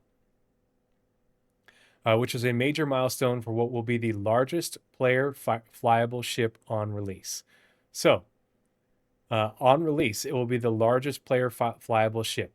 So they said next year. So we can assume it'll be DefenseCon next year. So Invictus Launch Week, DefenseCon May of next year. And so we can assume that the Javelin, which they told us will release after Squadron, not with Squadron, won't have released by then. So I think that's a pretty, that's at this time confirmation. Stupid spam calls. I hope I have the money that I can bring mine out of buybacks once that, fuck's sake. Bring that out of buybacks, because I bought it initially at concept, and then I melted it in order to use LTI tokens to get each of the ironclads. And so, if I really like it, if it's really cool, I might bring it out of buybacks. I might not. I don't know. Calling about your ship's extended warranty. Yeah, no joke. Which one? The team then concentrated their efforts on the main hero rooms, such as engineering, core traversal routes through the ship, like the goddamn tram. I want to ride the tram. And what would be really cool is if there's two trams and you could like race, tram racing, or pass each other at high five along the way or something. Yeah, I want to ride my bicycle. Uh, and implementing the new bespoke manned turrets and weapons. Ooh, bespoke. So like the size 8, which is probably going to become a size 9. Um, and it says bespoke weapons. So what bespoke weapons will it have? Oh. Alongside final support for the release of the RSI Aurora Mark II, an unannounced vehicle continued through the gray box phase. Minor adjustments were made to the flow to aid traversal in the rear half of the ship, and additional windows were added throughout. The rear half. I think that this is the origin ship that they talked about. The saying that there's another origin ship coming. If they're talking about windows, I think this is the origin ship. Audio. Last month, the audio team successfully delivered their work for audio for Alpha 4.7. This involved producing an engaging sound experience to support the visually stunning new dungeon experience.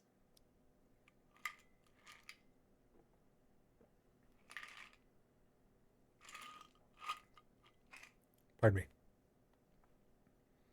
me. We are proud of our rock cracking sound design and the more immersive ambient experiences we're now adding to each release. Of course, it must be said that the music design team are expanding the universe with the sweet notes from our composer Pedro, who is just incredible, who provides the extra layer of magic to the universe. Indeed, we are expanding the value of musical input and will be bringing more composed music within the game than previous years. Audio team. The team also provided the new Claw Salamander enemies with a unique language. It is interesting to hear them, doing the, you know, the Claw Salamander version of, Sand People slash Jawa, speak, um, adding more threat and value to NPC conflict. It's actually kind of menacing. Following this, they began designing further language packs for future builds. It'll be interesting to see what other locations we see the Claw Salamanders in Nyx in the future. Some of the vehicle audio devs visited Jared on Star Citizen Live to discuss the increasingly elevated vehicle experience that's been happening over the last year. As more new vehicles approach, the team are continuing to lift the soundscape and care they put into the flight experience. Pedro, Pedro, Pedro. Yeah. Before we dive into community, look at that shot by Krython. That is just an incredible shot. Holy crap, that's cool. Yeah. All right. Before we get into the community team, I need to refill my medicine. I'll be right back. Stay with me. Don't go.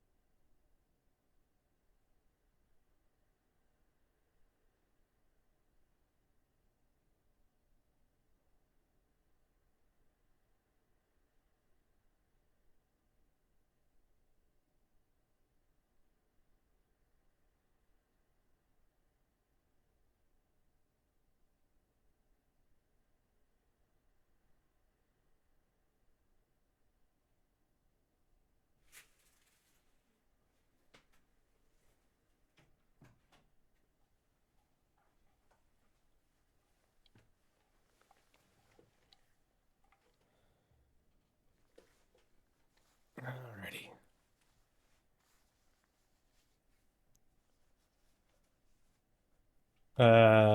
Major Hudson, are you asking me what my favorite ship to fly is? Or are you just asking the crowd? Are you asking chat?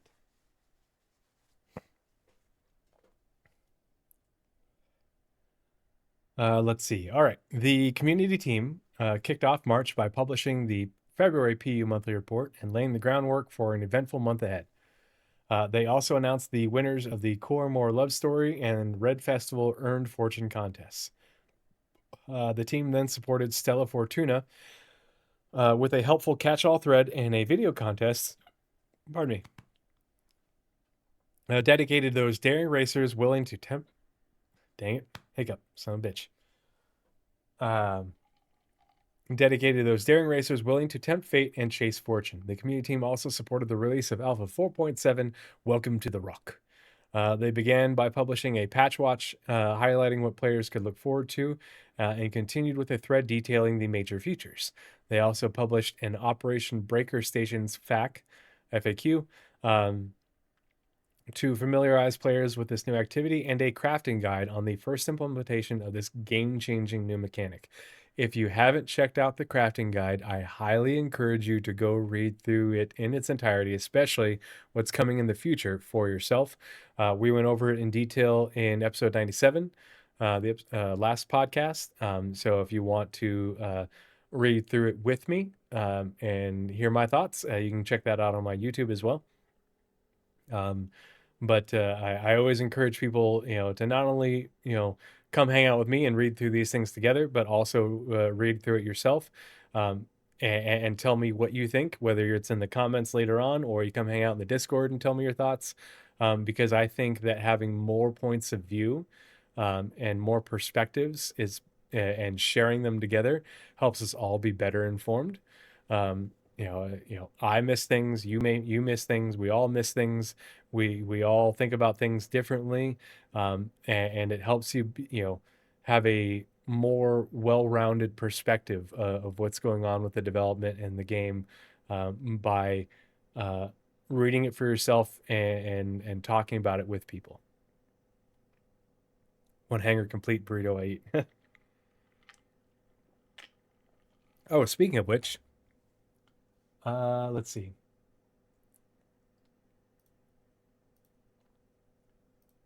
I put that in,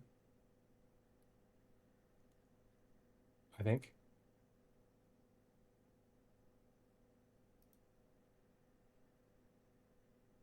How do I...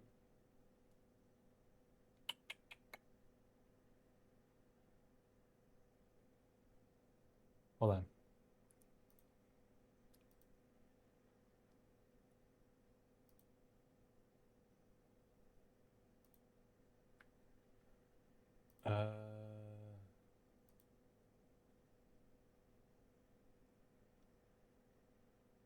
It's on the sound alerts.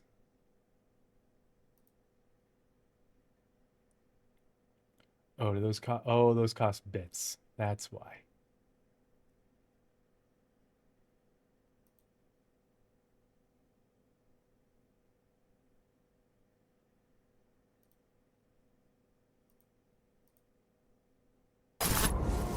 Mission complete. Burrito I eat. There you go.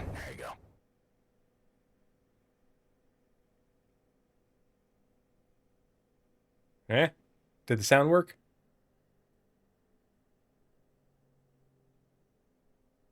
Now what I have to do is figure out how to be able to play the sound alert from my Stream Deck, because I took it out of my OBS. So that way I don't play it through OBS anymore. And I haven't figured out how to be able to play it through sound alerts on my Stream Deck yet. Because I also have this one.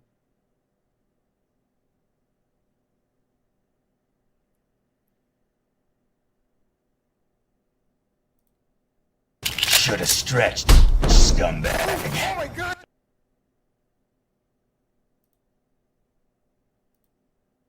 Stop the crime. Burrito time.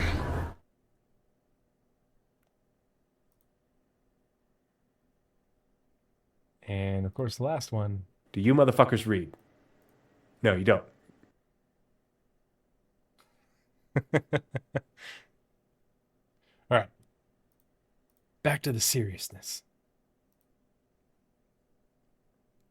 Okay. With this release premiering the RSI Aurora Mark II, community created an informative Q&A for this reimagining of a classic ship. Love the Mark II. It looks great.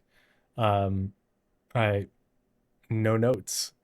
I'm curious to see what other modules they come up with, but I love this iteration on modularity. And I really hope that they do the same thing for the Avenger. And instead of doing an Avenger Mark II with variants, do an Avenger Mark II with modules.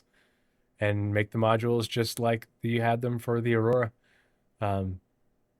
Yeah, the Aurora Mark II, and I hope we get more modules for both. I hope they do the same thing for the Mustang. I like it. I think it's a not only do I think it's a better use of ship content team time, but because it's easier for them to make modules in a modular ship than it is to make variants. It's a better use of time, but also modules are cheap. Modules are microtransactions versus the macro transaction of ships. And I think more people will get into the game and buy the game with a starter pack, and then spend additional money on macro transactions than will spend more money on microtransactions and will effectively spend money on macro transactions. I think by having more options for customization throughout the game that are microtransactions for people that are not, it's not like being able to, buy high grade components or buying flight blades. It's instead of buying a variant, you're buying a module that changes the features of your ship, and it doesn't make it an I win button, or it doesn't change how competitive you are. It just gives you a bit more utility. And I think, doing that for the starter ships, I think is a great way to bring in new players to the game and, to encourage them to spend a little bit more money beyond their initial pledge. Because I think, woot, 20 hours in Clash are coming up. Oh God, what did you do? Yeah. The community team continue to plan and attend Bar Citizen events around the world, including publishing a comm link for the Level Up Expo in Las Vegas. We're looking forward to connecting with so many of you face to face in Vegas. Find us on the Level Up Expo show floor to meet up later at the Bar Citizen after party. We hope to see you there. When is Level Up?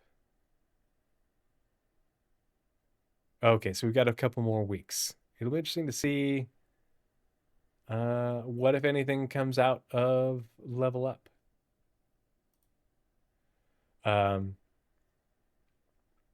Between the Alpha 4.7 release and a full slate of community and official events, the team stayed closely connected with players and attendees, with community sentiment shared directly with developers.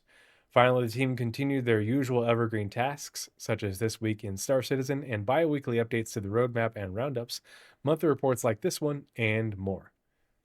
Doing Vaughn missions, working on rep to get the kill shot blueprint. Ooh, yeah. The kill shot is a pretty cool gun. Not my style, but I like the animations and I really like the sound for the kill shot. I think the devs who put that one together did a pretty phenomenal job for it. You know what I really want to see for attachments? I want to see an underslung grenade launcher. When are we going to get that?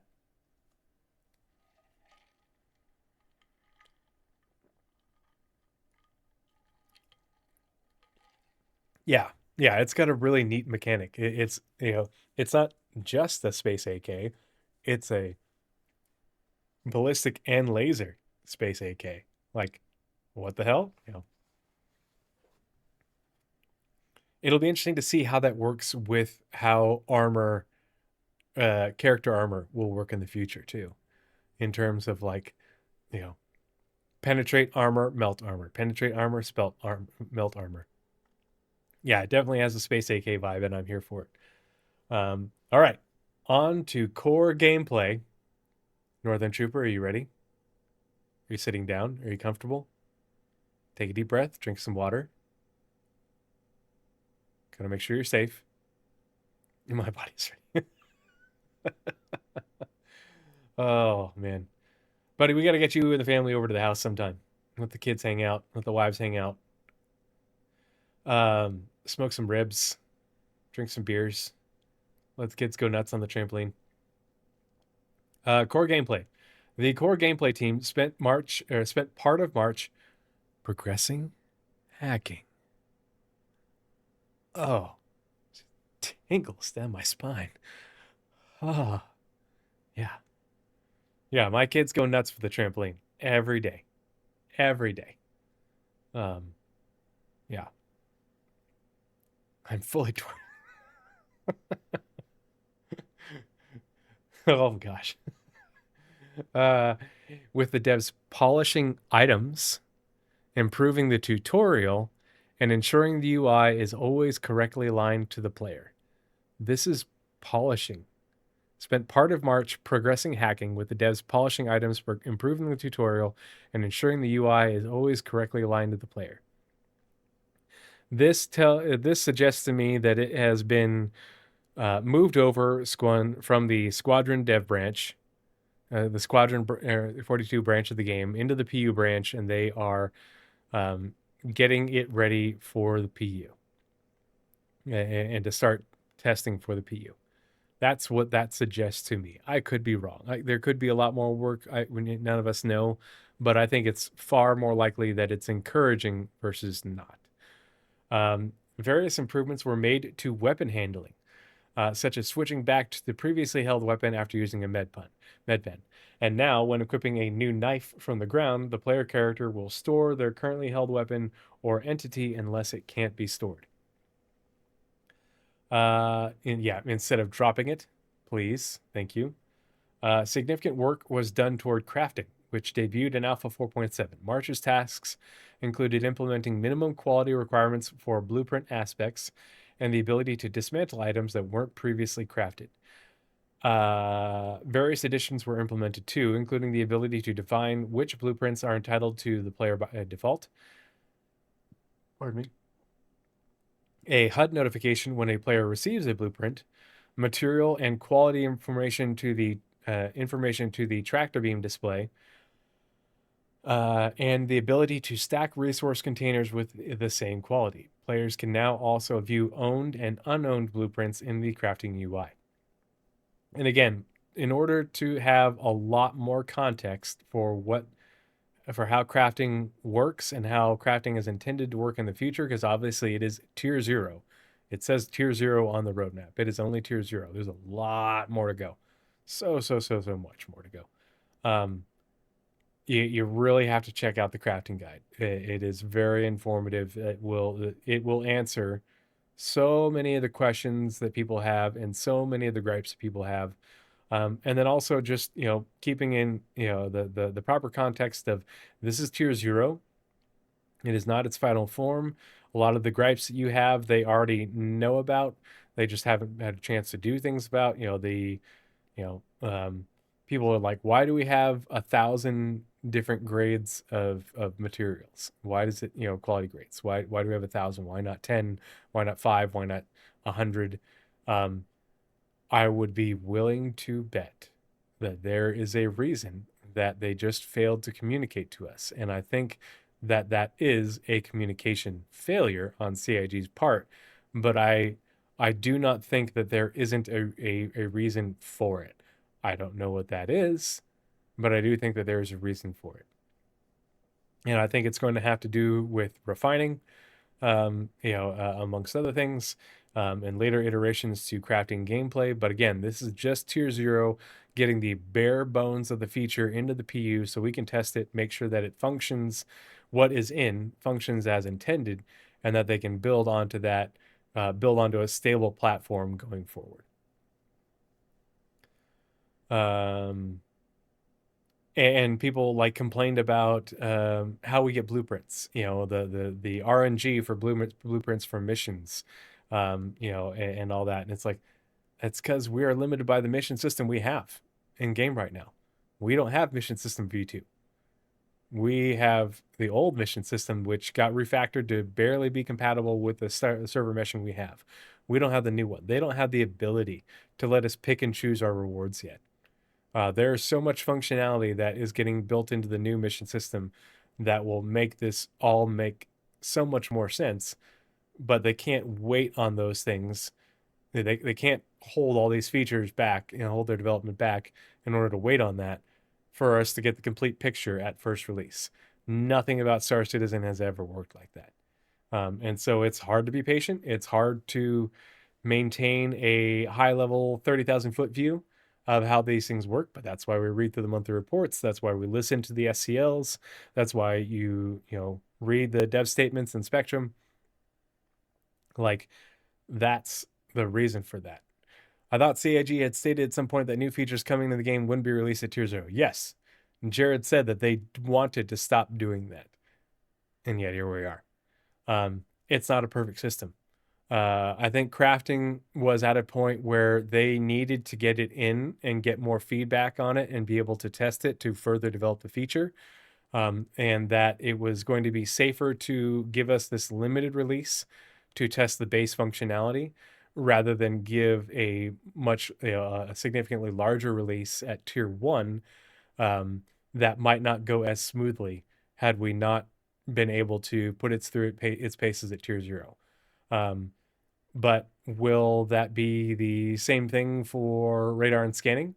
No, I don't think so. I don't think we're going to get Tier 0 radar and scanning. I think we're going to get the Tier 1 equivalent of radar and scanning, or maybe it's going to be more like the Tier 2 because maybe we already have Tier 1, whereas the engineering we got was Tier 1, compared to a Tier 0. I think it's given how the scope of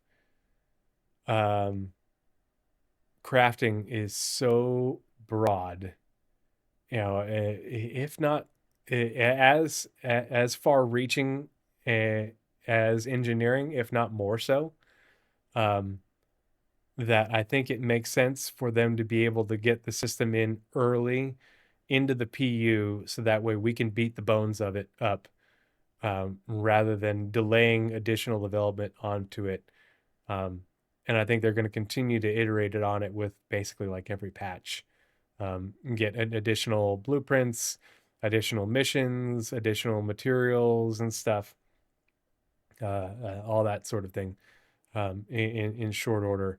But I think they're at it was more of a, if we don't get this in now, we can't further develop it without getting the necessary feedback on the basics of the feature itself. That's just my 2 cents, because I agree, and you're correct. They did say that, but I think it wasn't a we're not going to do that. I think it was more of a we want to avoid doing that. Kind of like they want to avoid releasing ships without their gameplay. Well, they still release ships without all of the gameplay that those ships will have.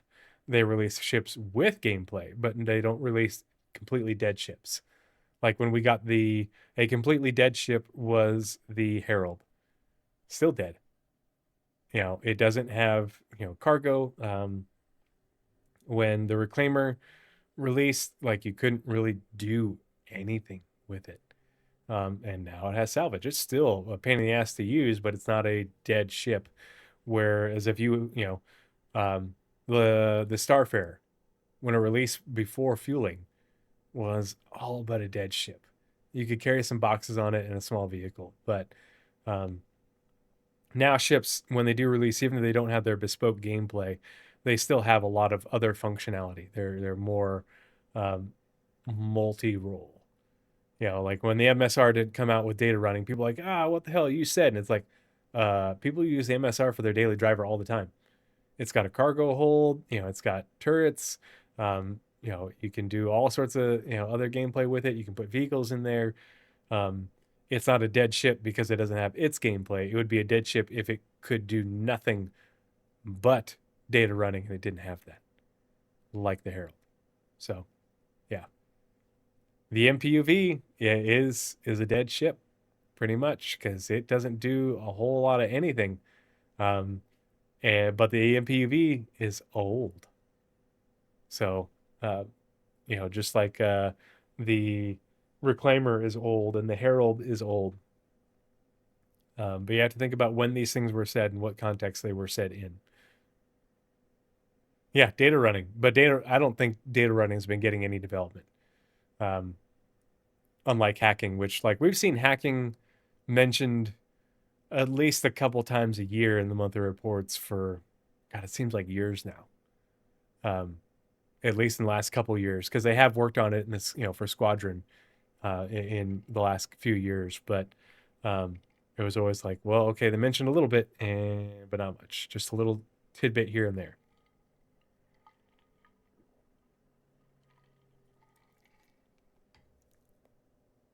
So yeah.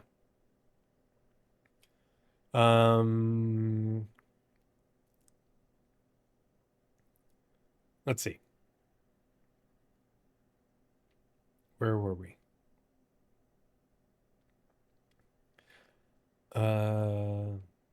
Paging support was given for the crafting machine instead of infinite scrolling for better performance. Thank goodness. And new resource thumbnails were added to the crafting machine, freight elevator, and inventory. Resource and quality tracking for freight elevators and inventories was standardized as well, or standardized too. They always say two. Pardon me. For engineering, the devs added collapsing headers to the diagnostics MFD, specific warnings to the notifications panel, and color ranges for damage. Fuck me. I apologize. And color ranges for damaged components on the engineering screen. Updates were made to the refueling mechanic. Here we go. These involve various changes to the docking flow, such as allowing any ship to initiate the docking procedure. This means that the refueling ship, such as Starfarer, can initiate docking and back up to dock with the ship that needs refueling. So if you are out of fuel, you're dead in space, an NPC can back up to you and initiate the docking. Auto docking now triggers when the two ships are close enough, versus you have to manually initiate it. The ships also automatically undock whenever the refueling process is complete to smooth the overall flow.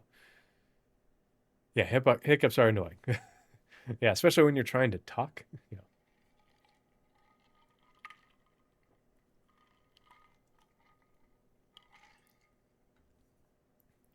Progress continued on Drake's command module, with the team integrating the resource network into the module's handoff procedure, making sure that the host and parasite ship properly connect to the same network. Functionality was also implemented to ensure that the shield faces correctly update when the command module is docked and undocked. This is a wild, out of left field prediction. Yeah, Northern Trooper, you're right on the money. I think that we are going to get more mothership parasite ships. I don't think that they created the command module just to be like, okay, well, we finally got it in for the Caterpillar, and we're also going to use it for one more new ship, and that's it. I think that there's going to be additional ships that have this functionality, that use this functionality, this technology, and the improved docking for their design. What that might look like, I have no idea. I talked about it on stream, maybe it was another podcast or so ago, or maybe it was while I was playing, but I would not be surprised if if this same functionality allowed a fighter or even a snub to dock with something with an additional power plant and a quantum drive, and a jump drive and a quantum fuel tank, to whether it's to allow you to quantum travel at all or to greatly extend your quantum travel range and increase your quantum travel speed and range and speed. A la your Jedi fighter from Star Wars with the hyper the ring module thing that it docks with and then undocks and goes down to the planet. I could see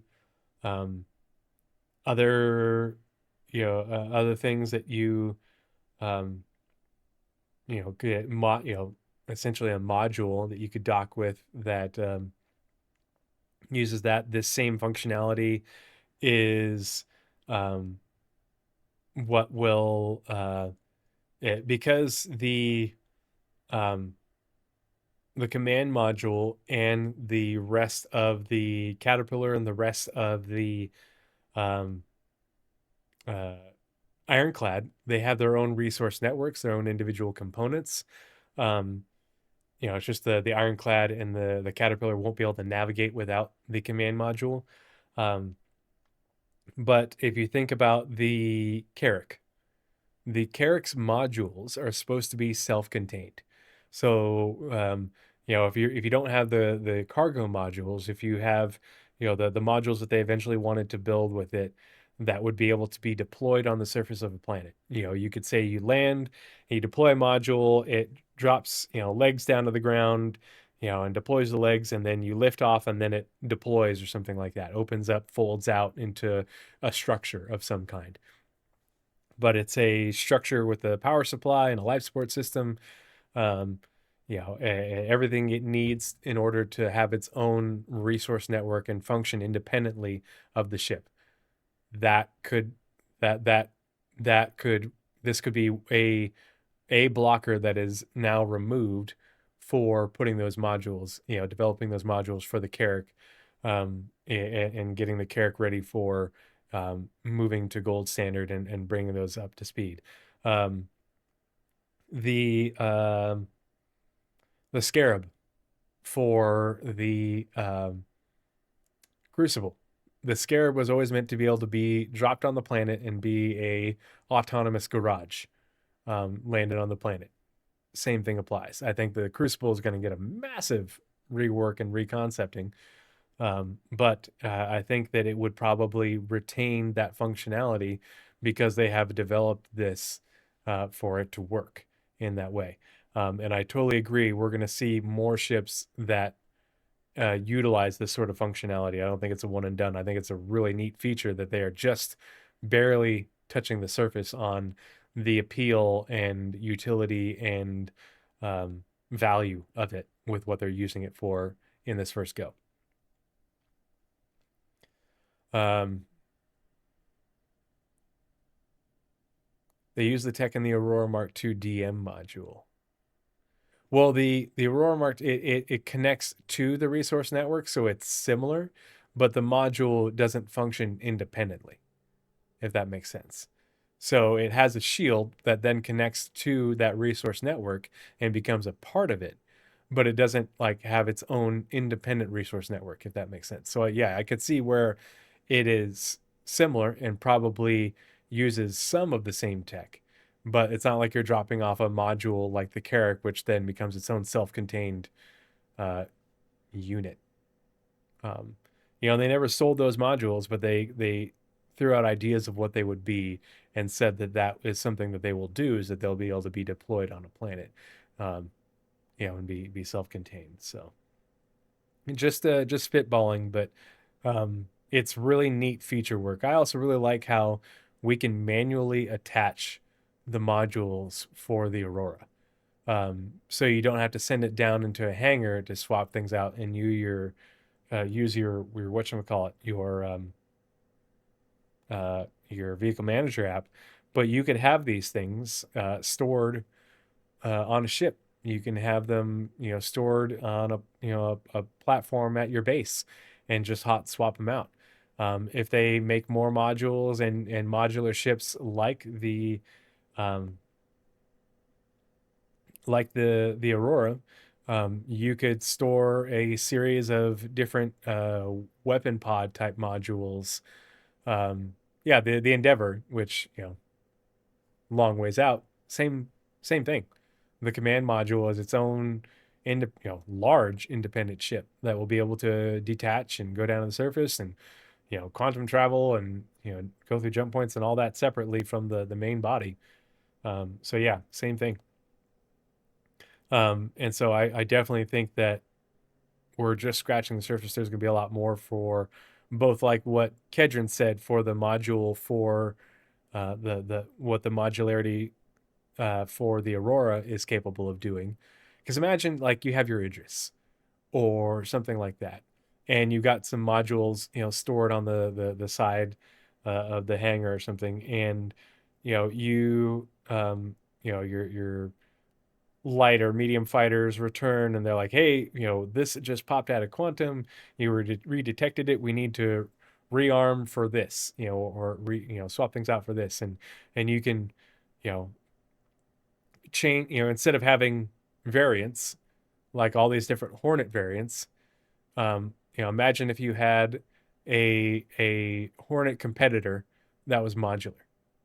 The Hornet has its little cargo module box. Well, you know, you could throw all sorts of different modules in there that are mission modules, that can expand on the functionality of the Hornet. Um, there's a lot more that CIG can do with this that players will be like, ooh, I like that. And those are things you can sell for microtransactions, and I'm really not opposed to it. Um, but that's just my piece. Progress continued. Let's see. With the team integrating the resource network and the module's handoff procedure, making sure that the host and parasite ship properly connect to the same network. What'd be really cool is when you disconnect your command module from the Ironclad, and or any command module type ship, but there's like puffs of vapor, from like airlines and fluid lines, disconnecting and jettisoning just a little bit out into space. um uh The functionality was also implemented to ensure that the shield faces, blah, blah, blah. We read this. Okay. The transport system is now largely feature complete and going through iteration with the design teams for workflow improvements and additional changes to robustness and scalability. March's task involved improving various debug tooling for easier bug identification by the developers and QA team. The setup for Area 18 was completed, which will be used for the initial tech preview, which just occurred in Ivacati. Tech preview tests alongside other locations. And I actually haven't heard much about that test other than it seemed to work. So we'll see. The team also addressed major issues that caused doors to open into the void and laid the foundation for self-repair functionality. For example, if carriages get into a bad state, the transport system can fully reset the network as needed.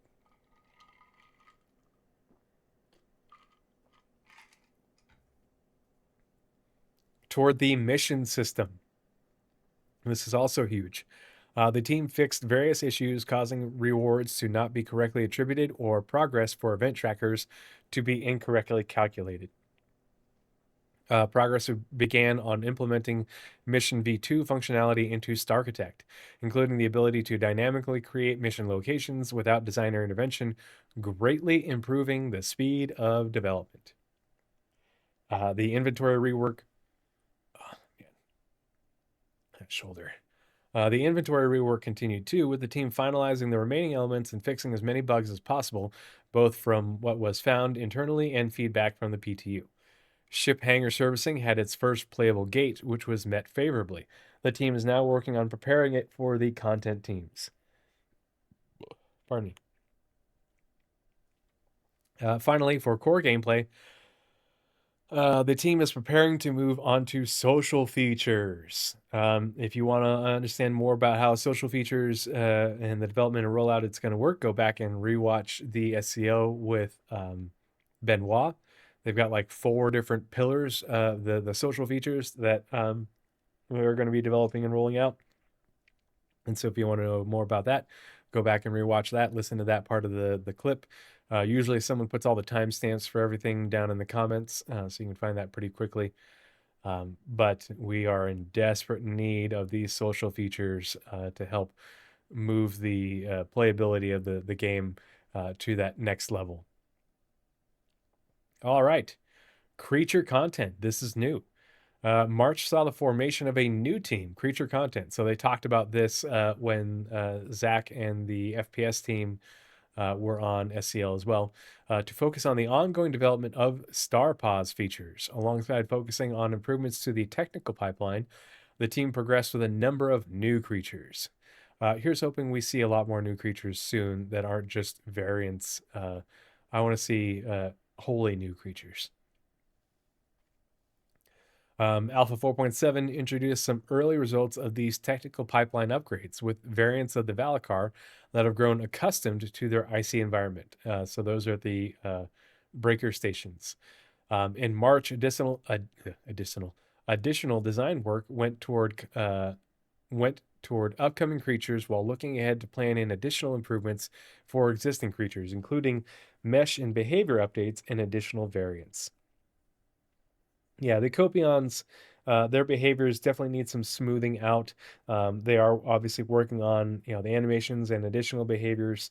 So it'll interesting to see how the individual species continue to evolve over time. When you don't interact with them for a while, then you come back and interact with them, and again when you do either new content or repeatable content, and the experience changes. It's like, whoa, wait, when did they start doing that? That'll be refreshing. All right, economy. So March saw the economy moving on to features for Alpha 4.8, which will bring new item crafting, commodity trading, and item recovery systems to the verse. So let's see.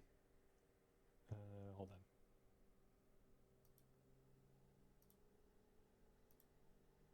on.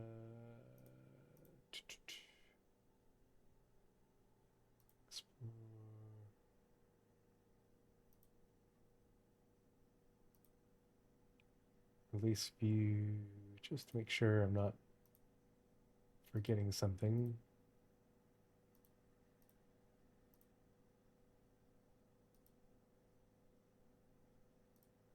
4.8.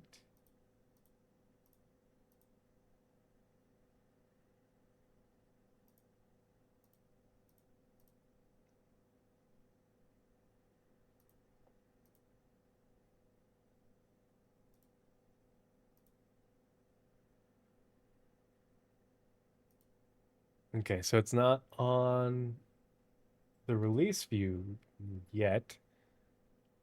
But when the economy says they moved on to features for Alpha 4.8, which will bring new item crafting, commodity trading, and item recovery systems, we know they're working hard on item recovery 1.0. It hasn't been slotted for tentative in for 4.8 yet. I could have sworn I thought they said 4.8 in ISC or SCL at some point, but maybe I'm remembering wrong. But it sounds like they're moving pretty quickly towards item recovery tier 1, which will be great to finally have item loss be a thing again. It is important to note that the current Alpha 4.7 crafting implementation is transitional. For example, we are being generous with high-end Cerulean ore to pull players into the mining and fabrication pipeline. Our goal is to move away from a credits-only mindset and toward alternative progression systems such as crafting, reputation, and more. And with that, the reputation system V2 is also well into development. Operation Breaker Stations serves as a key example of this transition. While it offers a high UEC profit margin to encourage players to engage with the new crafting materials, its true purpose is to function as a resource hub. By paying a buy-in, players trade currency for the convenience of guaranteed high-value material gathering. This allows them to quickly secure the requirements for high-end personal armor and FPS weapon production. As the economy stabilizes, shop pricing for crafted goods will begin to reflect the quality of the materials used. Consequently, the team will keep a close eye on all the mission buy-ins and resource yields to move away from a profitable NBC sell loop and toward a gear and player-centric economic model. In the final state, these locations will be the go-to spots for high-end crafters to convert credits into the exact materials they need, prioritizing material acquisition and quality over raw UEC profit.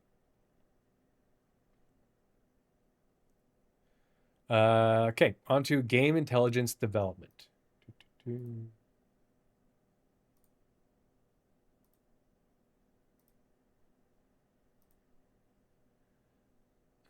Oops.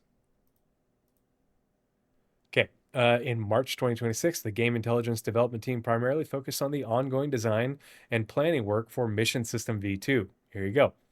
Um, ongoing design and planning work. So they are designing out the mission system, planning out how the development's going to go. They're figuring out all the features that they want and how they're going to work, how it's going to be, how they're going to come together.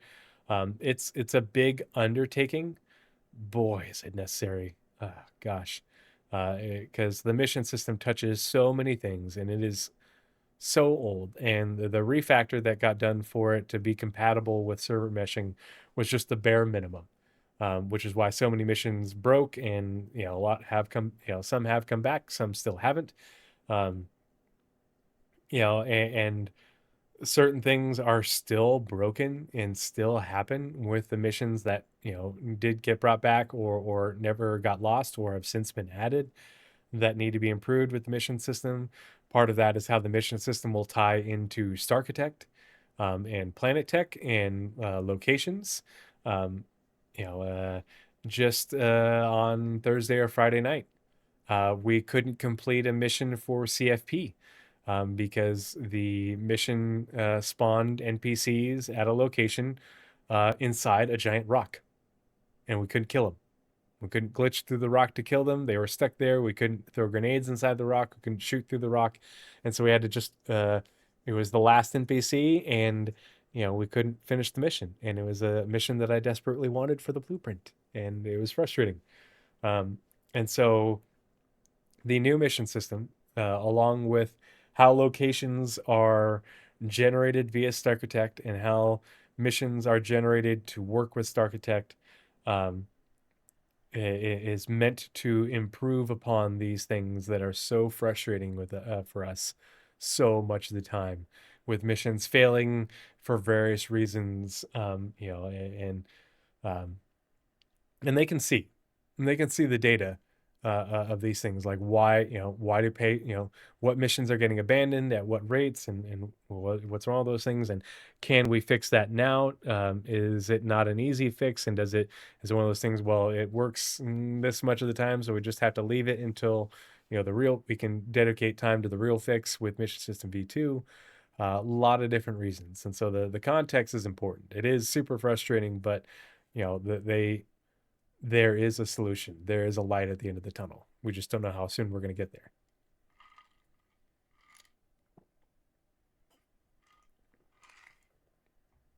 there. They spent the first half of the month collaborating with mission designers to refine how the new system would work in practice and how to best expose the scripting tools to the designers. They also iterated on a UI prototype for the mission interface and made several refinements.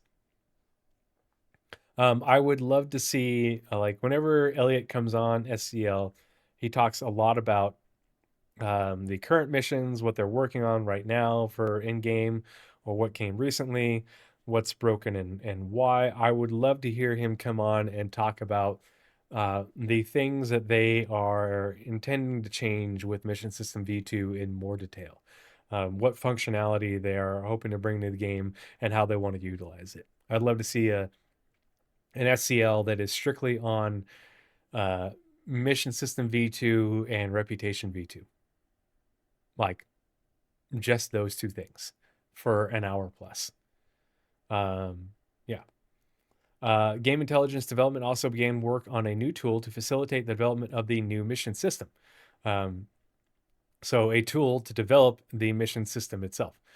Throughout the month, they continued deeper investigation and design work around its implementation, refining the architecture based on stakeholder feedback. This work will serve as a foundation whenever the team returns to the system.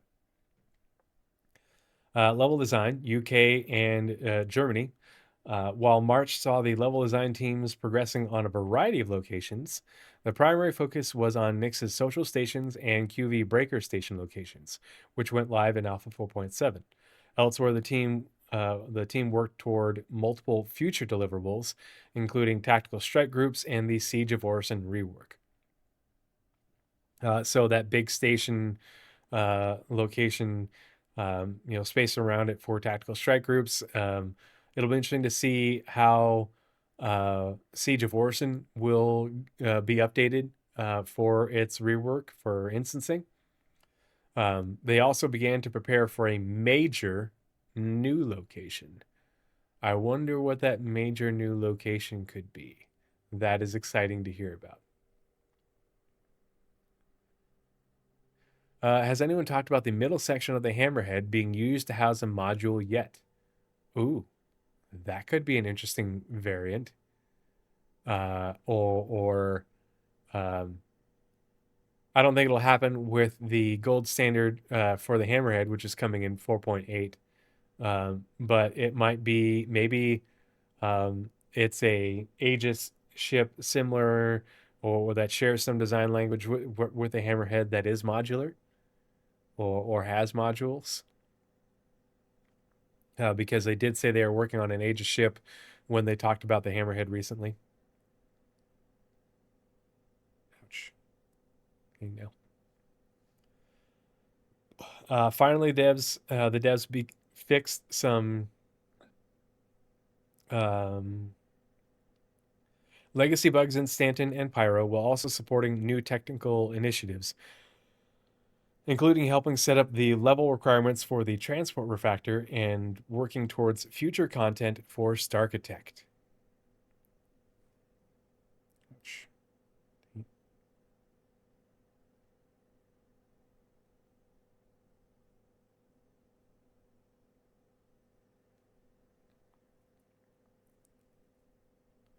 Let's see. Mission design.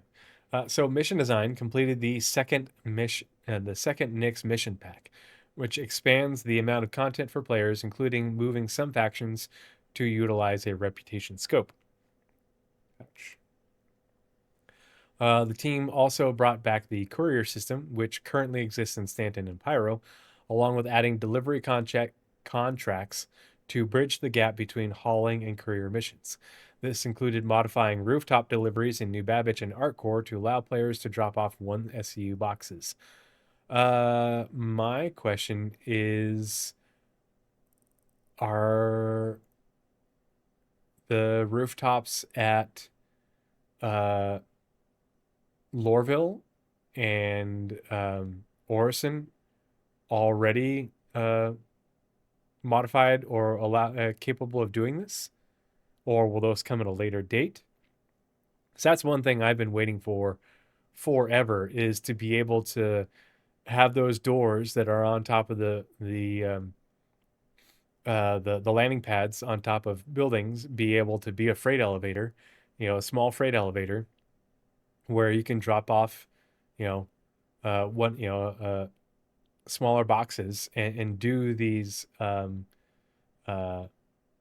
delivery contracts, the 1 to 6 SCU delivery contracts. The fact that Artcore has essentially no gameplay, but the entire planet is covered with these buildings with landing pads, and they've got the little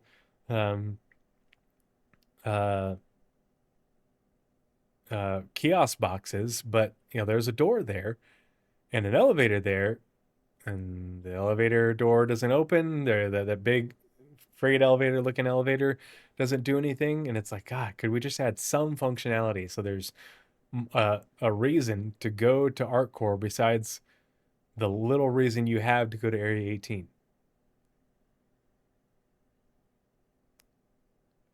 Oh, the middle section of the hammerhead has hinges on the bottom of it and little flaps. I've never noticed that. That's a good observation. Ooh, that could be interesting. Okay.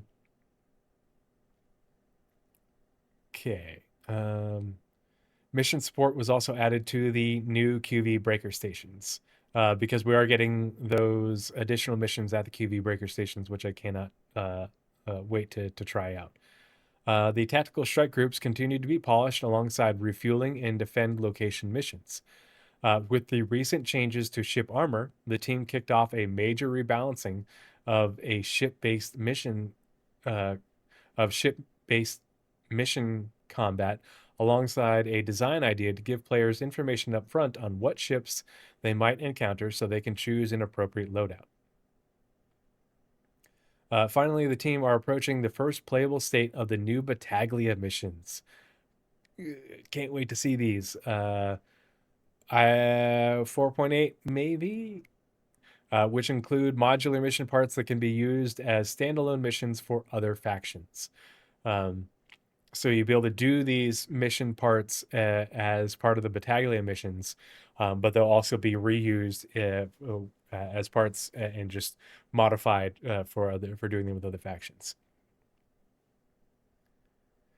Major Hudson says, I'm going to lurk and try and sleep for a few before I have to get to it. Good night, everyone. 07, hey, thanks for coming and hanging out, man. Really appreciate the support. Glad to have you in the Discord. Looking forward to chatting with you in the future. Yeah, really appreciate you coming and hanging out. Have a good night. Get some rest. Because like if it was like 4 a.m. like an hour ago, it's gonna be like 5 a.m. Like, I hope you don't have to wake up and go to work soon. But cheers, bro. Thank you. Narrative. In March, the narrative team continued tasks, right? Yeah. Continued tasks for a whole host of upcoming gameplay operations and missions. Alongside refining the narrative of tactical strike groups, they crafted storylines for several new engaging missions that will be released alongside upcoming patches, one of which will see the return of an old foe. My money's on Xenothreat. What about you guys? It could also be Ninetales. We haven't interacted with Ninetales much. The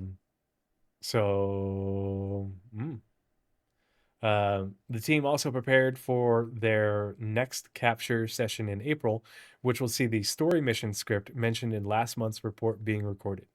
This script went through revisions and refinement thanks to placeholder testing to help identify potential issues before the final session. The narrative team also began planning an eventual overhaul of the current item descriptions to accommodate new changes that are coming with future revisions of the inventory and fabrication systems. Finally, narrative continued to work with the Starkitect team to develop how the mission system will evolve once the tool comes online to add more locations to planet services. Yeah, so that's the other thing is with Starkitect generating all these locations in a logical manner, it has to be able to connect to the mission system, which is eventually going to be part of StarSim. And so for it to generate these missions basically on an ongoing basis without them being handwritten and put together, handmade, by the mission team from scratch, it has to be able to come together in a narrative way that makes sense as well. It can't be all disjointed and read like a bad AI generation of a description of a mission. Okay. Online technology. In March 2026, the network team focused heavily. This is a really big monthly report. The network team focused heavily on advancing the foundation for server meshing. A central part of this work involved quasi-dynamic server meshing, which intelligently distributes areas of the game world across dedicated servers based on their current load. So what this is with quasi-dynamic server meshing and instancing, it will allow for we'll still have a static mesh. There will still be 10 servers, to a shard. 10 servers, one replication layer to a shard. And but what it will allow for is, say, server number 1 has a low entity count because there's not a lot of players there, in the areas that it covers right now. And so it has a lot more bandwidth than than the other servers, or maybe 1 and 4 or 1 and 3 and 5. And so with instancing, the next iteration of instancing being dynamic, as in quasi-dynamic, when you open up an instance, you will transition to the instance on you may transition from server number 7 onto an instance on server number 3 rather than being on server 7 and that instance being on server 7. Um, and so that, the servers that have more performance overhead will take on the additional load of handling this instance content in order to not, more efficiently distribute the burden of the simulation of the game itself on the shard.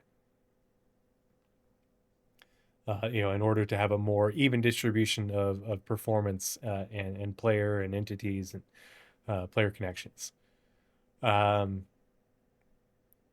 team completed a second round of testing for the initial version, resolving a bug where multiple game zones were incorrectly assigned to the game server, or to the same server.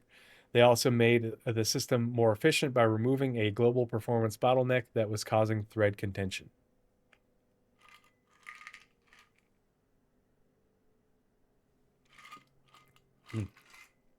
Oh, man. Out of my grown-up juice, switching to water.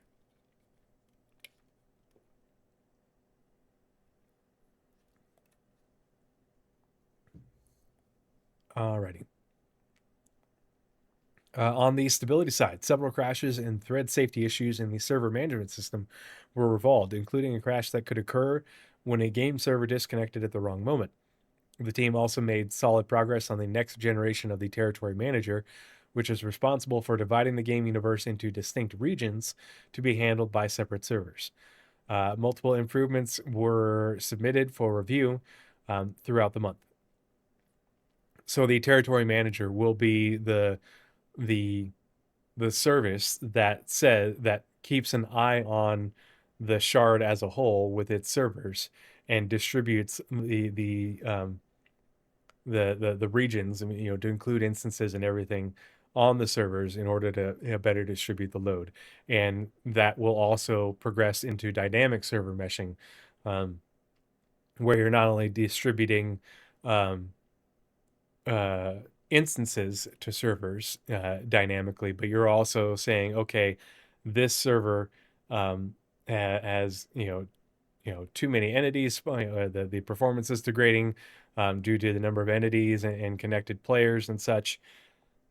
NPCs being simulated, and so then the territory manager will then subdivide that region and spin up an additional server in order to spread that load. And then, in the farther future, it will say, okay, this shard has one replication layer, for this star system, and one for this star system, and one for this star system.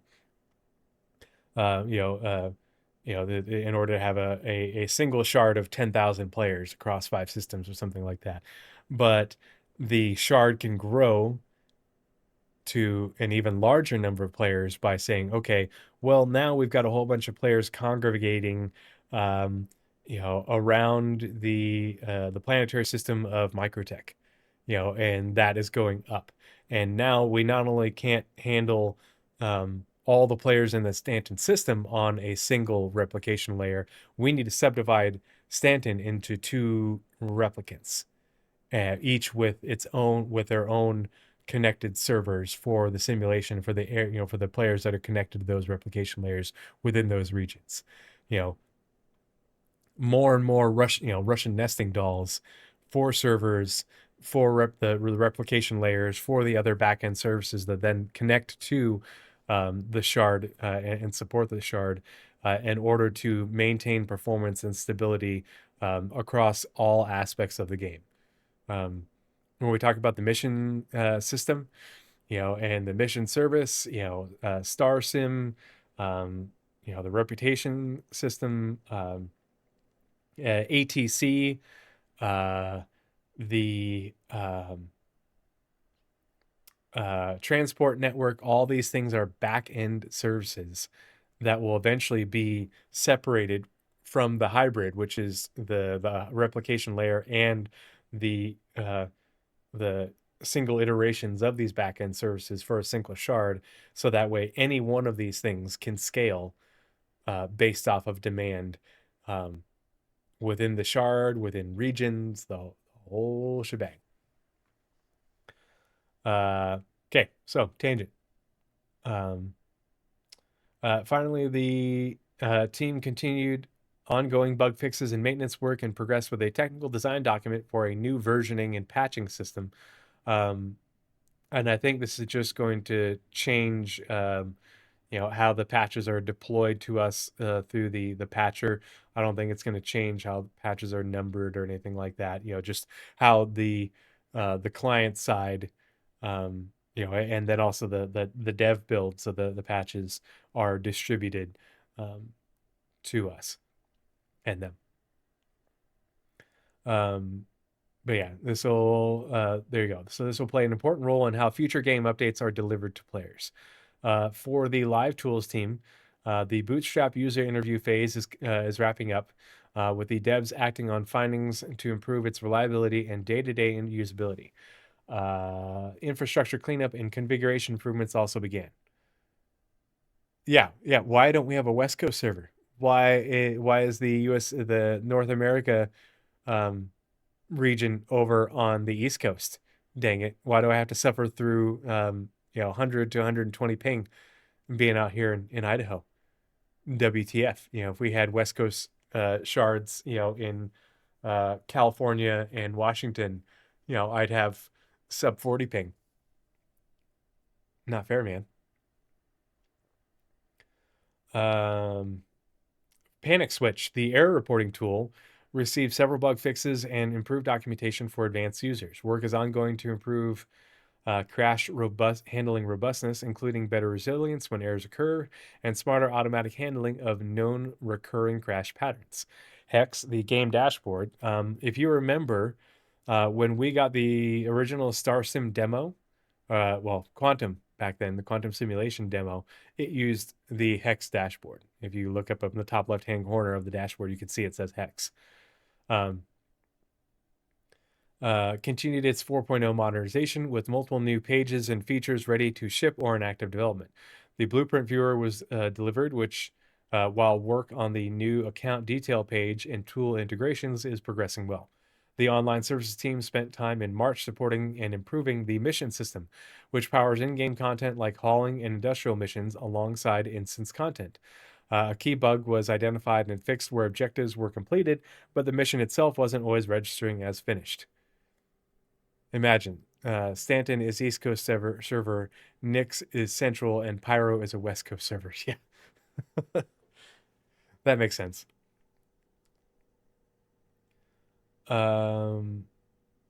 Alongside the bug fix, the team made significant progress. Alongside the bug fix, the team made significant progress on a longer-term solution, moving mission completion logic, or rules that determine when a multi-step mission is truly done, into the back-end service, making it more reliable and future-proof.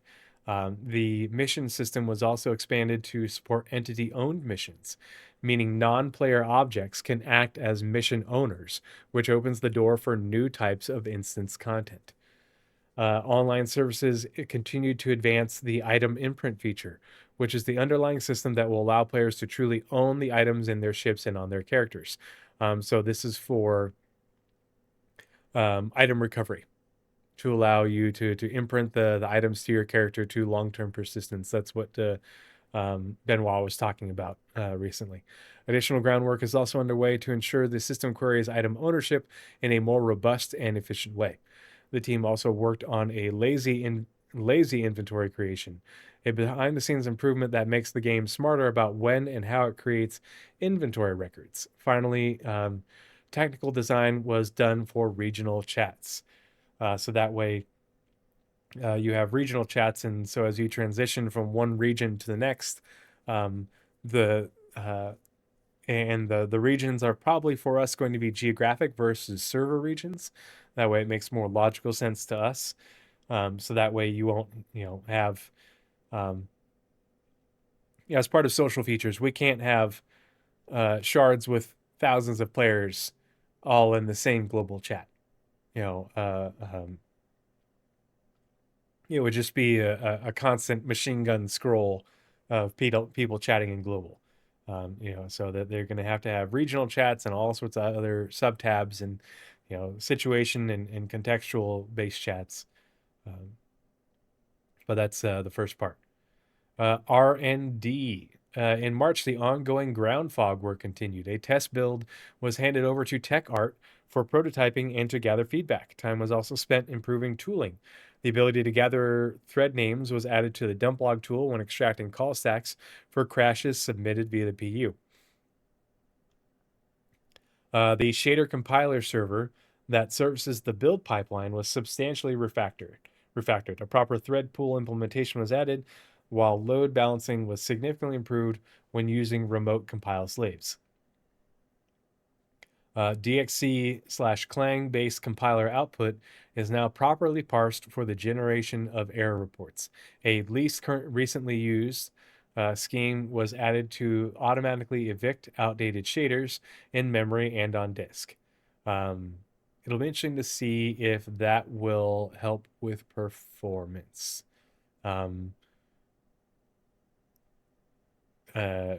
So that way Star Citizen is not such a memory hog, and so that you don't have so many shaders also loaded, onto the disk itself, and that you can stream them as needed, based off location-based context.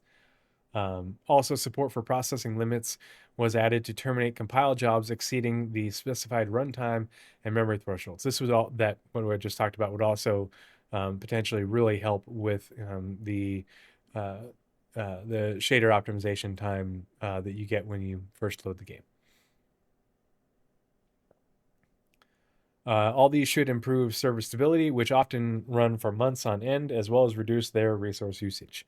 Tech art and animation. Over the past month, the technical animation team progressed with characters, creatures, interactables, cloth simulation, and the pipeline tools that support all of the above. On the character side, head exports for 2 new named PU characters progressed through the DNA rig logic pipeline. Gate 5 polish passes were done for 2 additional faces approaching their final quality bar 2. The devs reduced per character rig logic memory overheads, which directly improve NPC density and performance in populated locations, and resolved a critical DNA compilation blocker that would otherwise have stalled all head-related work in the Star Citizen patch brands. Ooh, that's important. On armor and weapons, the super heavy combat armor, which is what they mentioned briefly in SCL with the FPS team recently. Animation set is being brought from Squadron, so we know it's in Squadron, to the persistent universe player character, and binocular aim down sight and zoom state transitions were finalized. I'm guessing that means for your regular player character, not just for the super heavy combat armor, or maybe that's for the super heavy combat armor. I'm not sure. For interactables, the team is implementing the flaming torch held animation, tightening the player interaction cone so usable objects feel precise and correctly aligned. Flaming torch. They're also completing food prop tech animation for Nick's location content. So new food specific to Nick's, and how you eat that, versus the noodles and the alloprat in Pyro. Starcloth, CIG's physics-based cloth simulation system saw substantial improvements, including driver mesh validation, engine API alignment, a new bind offset parameter, and simulation pruning optimization. So the result is more performant and physically believable clothing on PU characters. So hopefully we see more Starcloth soon. Ongoing pipeline work includes a male to female retargeting fix, a character tool feather blend bug fix, Maya 2026 plugin support, and an in-development dialogue events cleanup tool for NPC ambient conversation data. I hope that will make the NPC ambient conversations a little bit better in terms of contextual, and so they don't repeat themselves as much in such a short period of time. VFX, almost done. All right, for Alpha 4.7, VFX focused on finishing Nyx's QV breaker station locations, such as the laser room and spacescaping, and hero moments like the laser and asteroid interior. Yeah, the seeing that laser fire up close and personal, so up close and personal that North End and I both got fried by it. And luckily we had uh, uh, brought a Apollo because we both died. I went over to res him and got too close and died myself because it is hot, very hot. Finally, the Grey Cat UTV and Miss Colby received VFX pass and bug fixing. All right, that is it for the March monthly report for Star Citizen. Look at how big this scroll bar is. This is a huge monthly report. This is one of the longest ones we've had in quite some time. Juicy, lots of thick, juicy information. All right, let's go ahead and switch screens and we will get on out. All right, I just want to say thank you, everybody, to... Oh, let's see. Hold on, let's...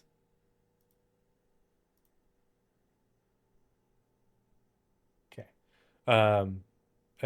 Just want to say thank you to... Oh, gosh, who was... Dang, we got a sub tonight, and so... was that Major Hudson or... Was it Langdon? Lansing. I forget who subbed tonight, gave me their Prime sub. Really appreciate the support. Thank you so much. It means a lot to me. I saw some new faces in chat, as well as some newer people returning to the podcast. So thank you again for coming and hanging out and being a part of the community and being a part of the conversation. Really enjoy chatting with you guys and talking about this stuff.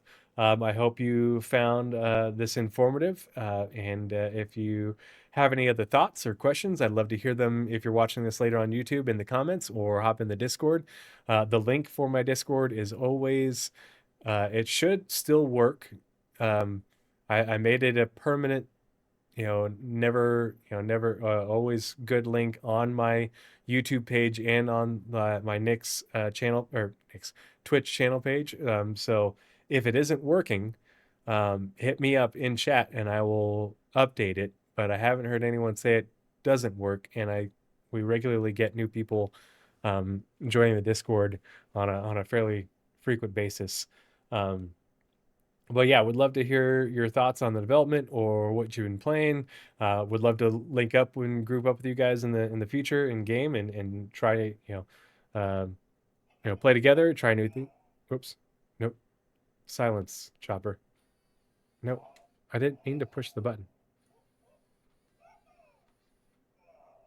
And I got a Chopper toy on my desk, and I didn't realize touching that arm would make it turn on. But yeah, thanks again for the support. Thanks for coming and hanging out this evening. And I will, again, I intend to stream on Wednesday night and doing some more blueprint hunting in Pyro with CFP, building up that CFP rep before I have my shoulder surgery. And then after that, hoping to get some mining expeditions going where I will join you on your mining ship and operate a turret to help you out. Hopefully we can get some good good minables, good quality stuff, but also maybe build up some rep with Shubin, so that way I can get access to the breaker stations as well. So yeah, stay tuned to the Discord.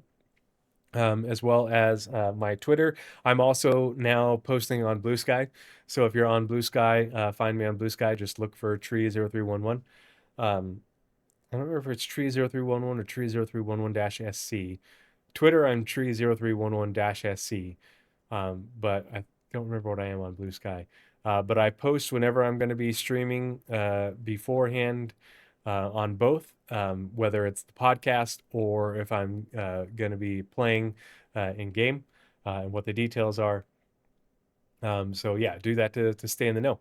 And I will talk to all you guys later. Let's find someone to raid and um, share the love. Let's see, stream manager. Let's see who's around that we can raid. I don't think 5 Star is actually playing because it looks like it's just a ship commercial. He's never playing when I'm on. He always has the AFK stream going.